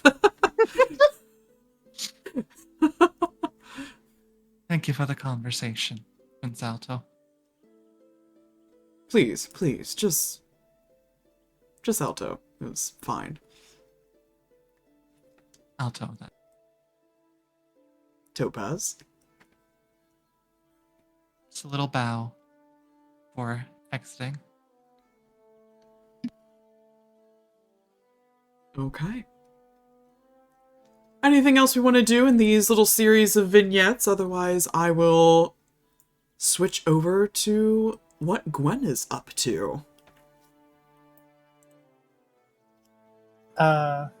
Oleander will be the last to leave, so if you want to attack him with something, I'm down, but otherwise he will just be the last to leave.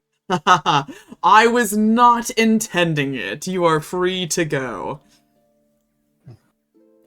Alright. Alright. Gwyn, while everyone is chilling and having a spa day, what are you up to? I think I would be in a tree in the courtyard eating one of Leonora's peaches. So From her rude. So rude. All right. As you are enjoying this lovely day, it's starting to warm up a little. You are enjoying the first of the peaches that are just starting to spring from the trees. Watching the clouds go by. You hear someone approach. The slight crunch of leaves and the shifting of the bricks beneath their feet. And Essie approaches you and looks up at you in the tree. Just a soft smile gracing his features. Well, you've certainly got my attention, Sir Gwyn. Well, it only took 3 trials, I suppose. Care to join me up here, or would you perhaps wish to discuss elsewhere? I might, admittedly have a bit of difficulty reaching you up there. Motions down to his very lovely floor-length gown.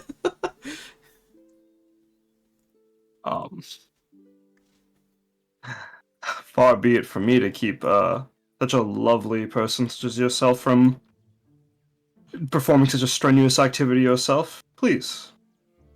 I am but the kingdom's muscle. Flexing me merely for climbing a tree is within my capabilities, as he'll, like, hop down and...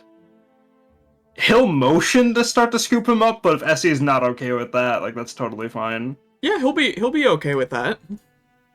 He'll scoop him up and bird whistle up to a more stable tree branch to set him down next to him and offer him a peach. Oh, thank you. I must say this is probably the oddest choice of a place for conversation I've had so far. Takes a bite of his peach. Well, I put the choice in your court, as they say. If you prefer somewhere else, we could move, but I am enjoying the breeze, view, lots of things from up here. No, this is nice. I think the choice of place tells a lot about a person.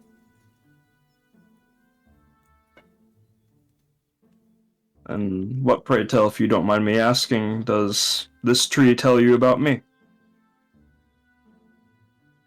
That you come from a very common background. Not many people would know or have a desire to climb trees. This tells me that you did this routinely as a much younger person. Perhaps to escape for a little bit. That is an awful lot to draw from someone simply climbing a tree to eat a peach. He gives a shrug. Perhaps. Well, how about you? How does the view here compare to that of the night sky? It's tame. It's grounded. It's nice in its own sort of quaint, primitive way. Yes, grounded, that is the right term for it. Common, you called it earlier. So, do you prefer the higher sights from your balconies, or when you look down upon all of the contestants for these trials, or...?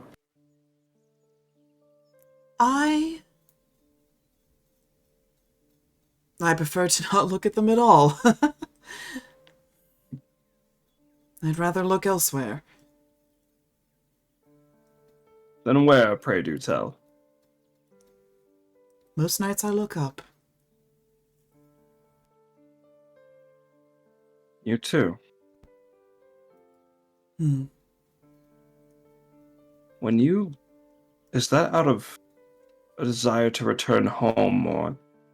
When you lived back up there, did you still look up?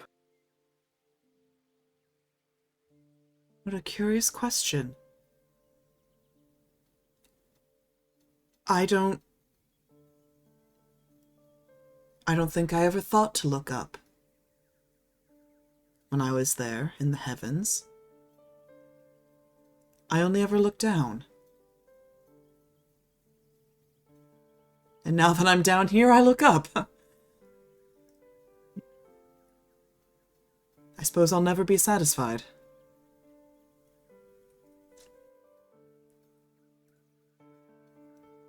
Grass is always greener in someone else's yard, and the stars are always brighter in someone else's sky. If you could return home, would you look up, knowing that you've known all that there is down here? I think I would. Now that I think to even look up in the first place, to see how much left there is out there.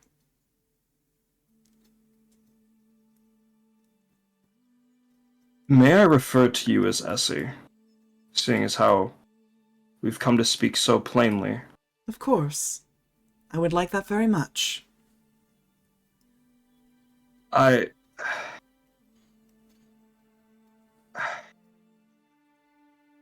The way we speak so plainly, I had run through my head numerous times, numerous ways I would approach you and leave my impression upon you. For that's truly the prize of these trials, but I, too, could not imagine it being simply sitting in a tree eating peaches. Did you imagine a much grander gesture then? I imagine what went through young nobles who looked at me with such admiration. Dreams of sweeping them off, riding them off into the sunset upon horseback. The fairy tales and like. And you to be my white knight in your dazzling armor, whisking me away on the back of his brilliantly noble steed. Well, unfortunately I have no steed, but Oleander seems to be a good substitute. Regardless, it doesn't quite seem like I would have to do such a thing. Or rather, not quite what you'd want.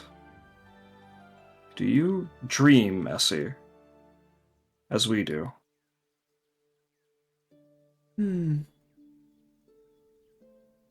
Not at first. At first it was difficult to sleep at all. I'm sure you can imagine it took a considerable period of adjustment. After all, what do stars do best? We come out at night. It took time to reconfigure myself and learn to walk in the day and sleep at night. And the more that I behave human, I find the more that I gain human-like attributes. I have learned to dream. But if you're referring to dreams not in the status of being asleep, so much as the metaphorical dreams, ambitions, goals, aspirations. Certainly. I think everyone does. No. You'd be surprised. People on this plane, in this wide world, that are content with simply being born to be born and dying for dying. But your aspirations have piqued my interest. You don't have to tell me your dreams if you don't wish, but these trials, do they interrupt them in any way? Go against them?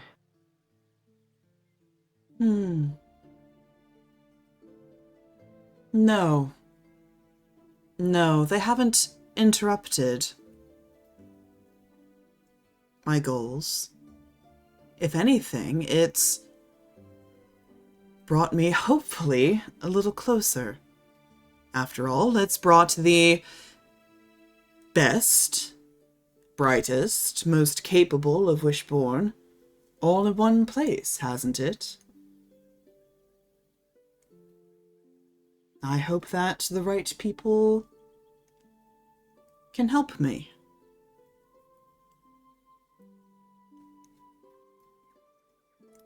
I would like to insight Essie to see if he's willing to open up about his aspirations. Yeah, give me that insight check. Alright. Not an advantage. I'm too popular now. That's a natural Oh my point. Give me his whole God. backstory. Give it to me. You can see the more that Essie talks to you, the more his like body posture, his body language relaxes. He seems pretty comfortable speaking to you. And you're willing to bet that given the right sorts of prompts, the right sort of questions, you have a feeling you can crack him open. And he will tell you.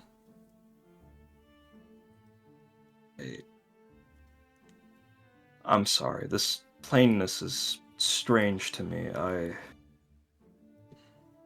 Could I treat you as a confidant, Essie? Why? Do you have some devastating secrets to tell? What secrets are there that aren't already being spread as gossip amongst the halls here? I mean, People you certainly yourself do called- have nasty things to say about you right now, Sir Gwyn. They can say as they wish. Nothing will stop me. Words alone won't be enough to deter me from my dream. But Oh? I find that there are people who are distracting. I've only really acknowledged this once before, and it never panned out well. Tell me, Essie, in the face of your dream, would you stop dreaming if the right person came into mind? Or would you push past them to achieve it?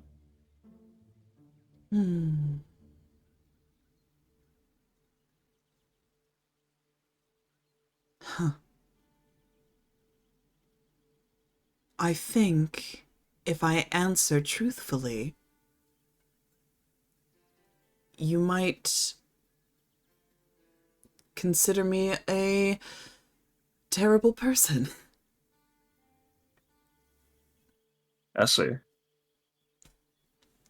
if the things being said in the halls don't make you think that I'm a terrible person, then I assure you, I cannot think of you as being any more terrible than I. Trial aside, it would do me no favors if the person of the hour were someone I looked upon disfavorably. Regardless, though, I doubt what you could say could shake me to such an extent, especially after certain news I've heard today. Well, I think for what I want, I can't let anyone cloud my judgment. And I can't afford to let anyone get in my way, no matter how special they might be. And you think I so different? I don't know. I hear plenty of things about you, Sir Gwyn. People say that you are ambitious, and yet I see evidence to the contrary, if I may be so blunt. I mean, after all, you did not hesitate to cut down the royal twins in the trial, but you granted mercy to Topaz Stoneheart.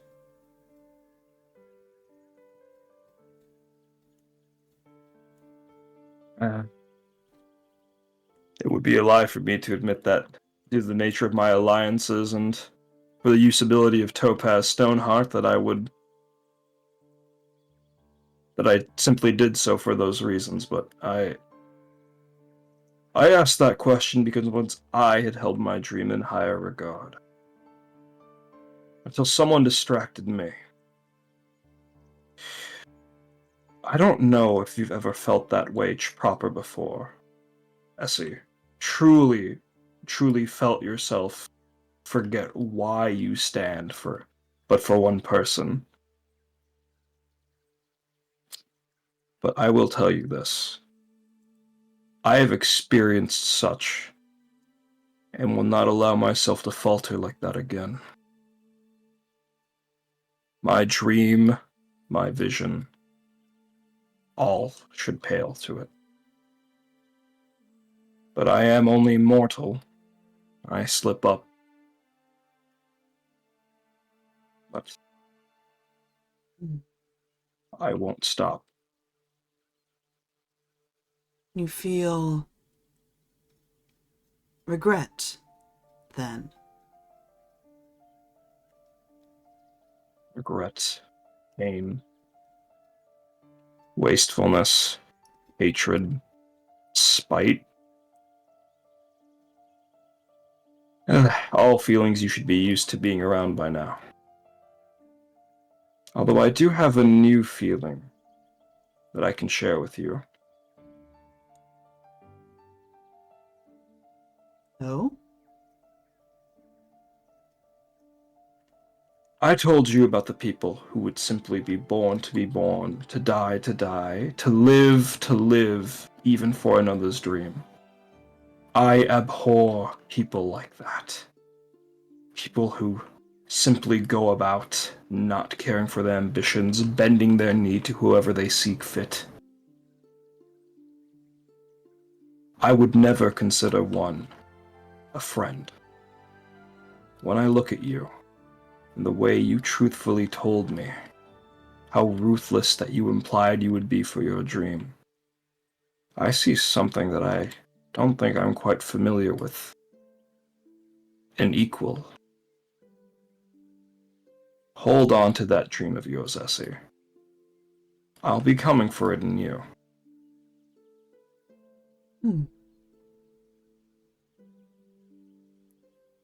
You seem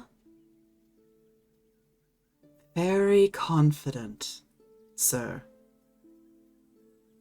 I wonder if that confidence is misplaced. Don't get me wrong. I like you quite a lot, Sir Gwyn. But let's say for a moment that I, perhaps, have received offers already. Propositions. Certain powerful beings that have the position, prestige, wealth, and titles to give me everything that I want, and more. What could you offer me, Sir Gwyn?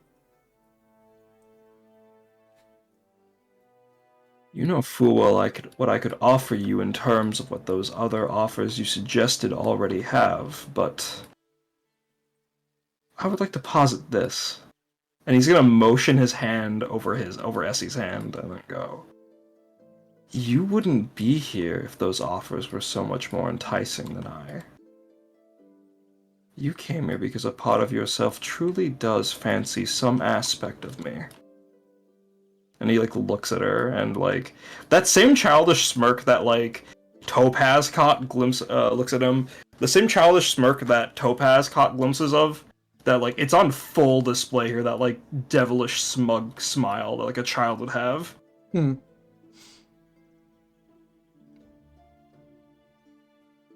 might be right. In certain aspects. I still wonder about you, though.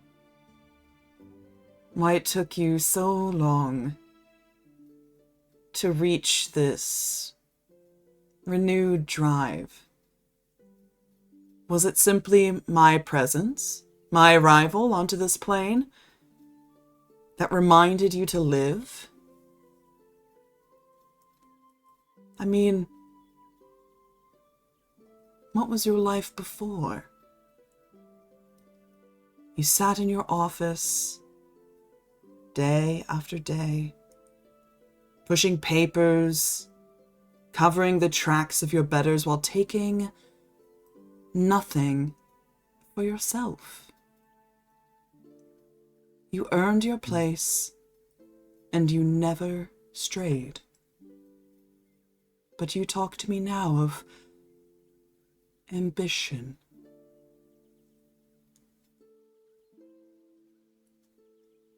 You know much more than you let on, don't you, young man?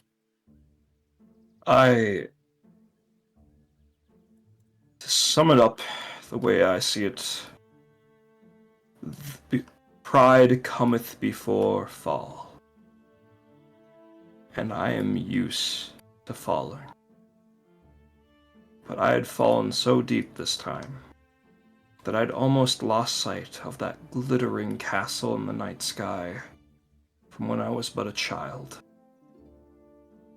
I know you've fallen upon this plane, but you have no true inkling how deep the earth goes, how it truly must feel to fall and break. I was broken, and then I caught a glimpse, a reminder of that night sky from my youth, and I reminded myself that I would seek nothing. I would let nothing stop me. I would pile as many sins as I would need to reach it, that night sky.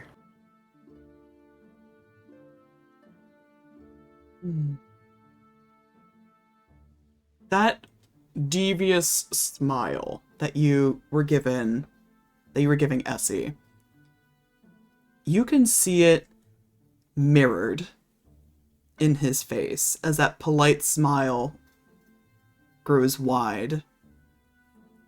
And he leans close to you. Way too close to be proper. Do you know what happens when two stars get too close to each other? Enlighten me. They eat each other until there's only one left. And when a star becomes too big, when it's gorged itself on its siblings, its friends, its lovers, it collapses.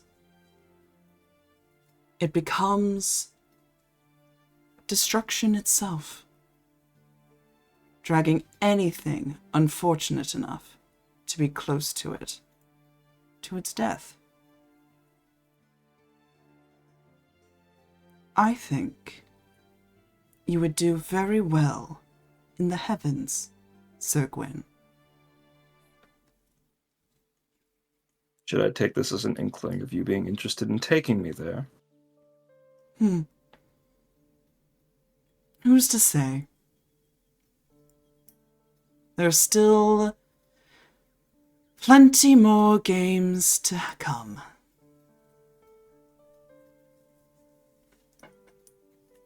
Very well, then. I will enjoy this little feast we've set up for each other.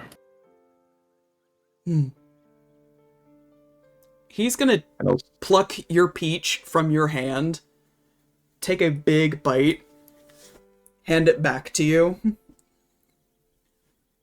and just give you a very playful smirk. Well, this has been a enlightening conversation.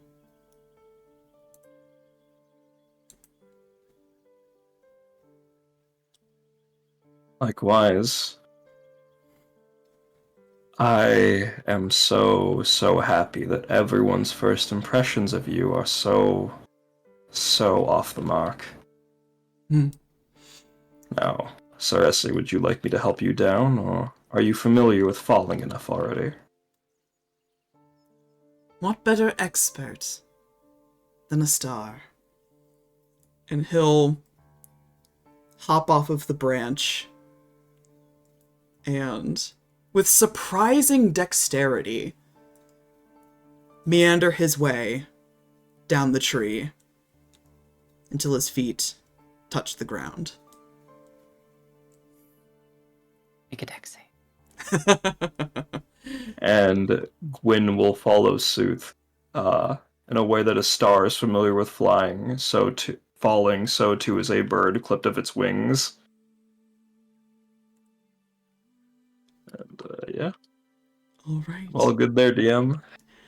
And I think that is a good stopping point for this session. I know we had a few other things planned, but we can reserve it for next time as it is getting late. I think that's a good pausing point. Darn. I know. We'll get to you soon, Luella, I promise. Thank you for the toxic yaoi. Oh, you're so welcome. My pleasure. I hope everyone had a good time playing. I hope everyone enjoyed watching. And we'll see you next time. I think our next scheduled session is the 23rd, so already coming up very soon. Very exciting. So I will see you guys then for the next session of the Trial of Hearts. And coming up next for myself, I will be on Oliver's channel, Oliver Oswald's channel tomorrow at 4 p.m. for Comet Tales. So please stop on by for more D&D goodness. It'll be great. But until I see you guys next time, have a very good night. Take excellent care of yourselves and each other. We'll see you next time. Bye-bye! Bye. Bye!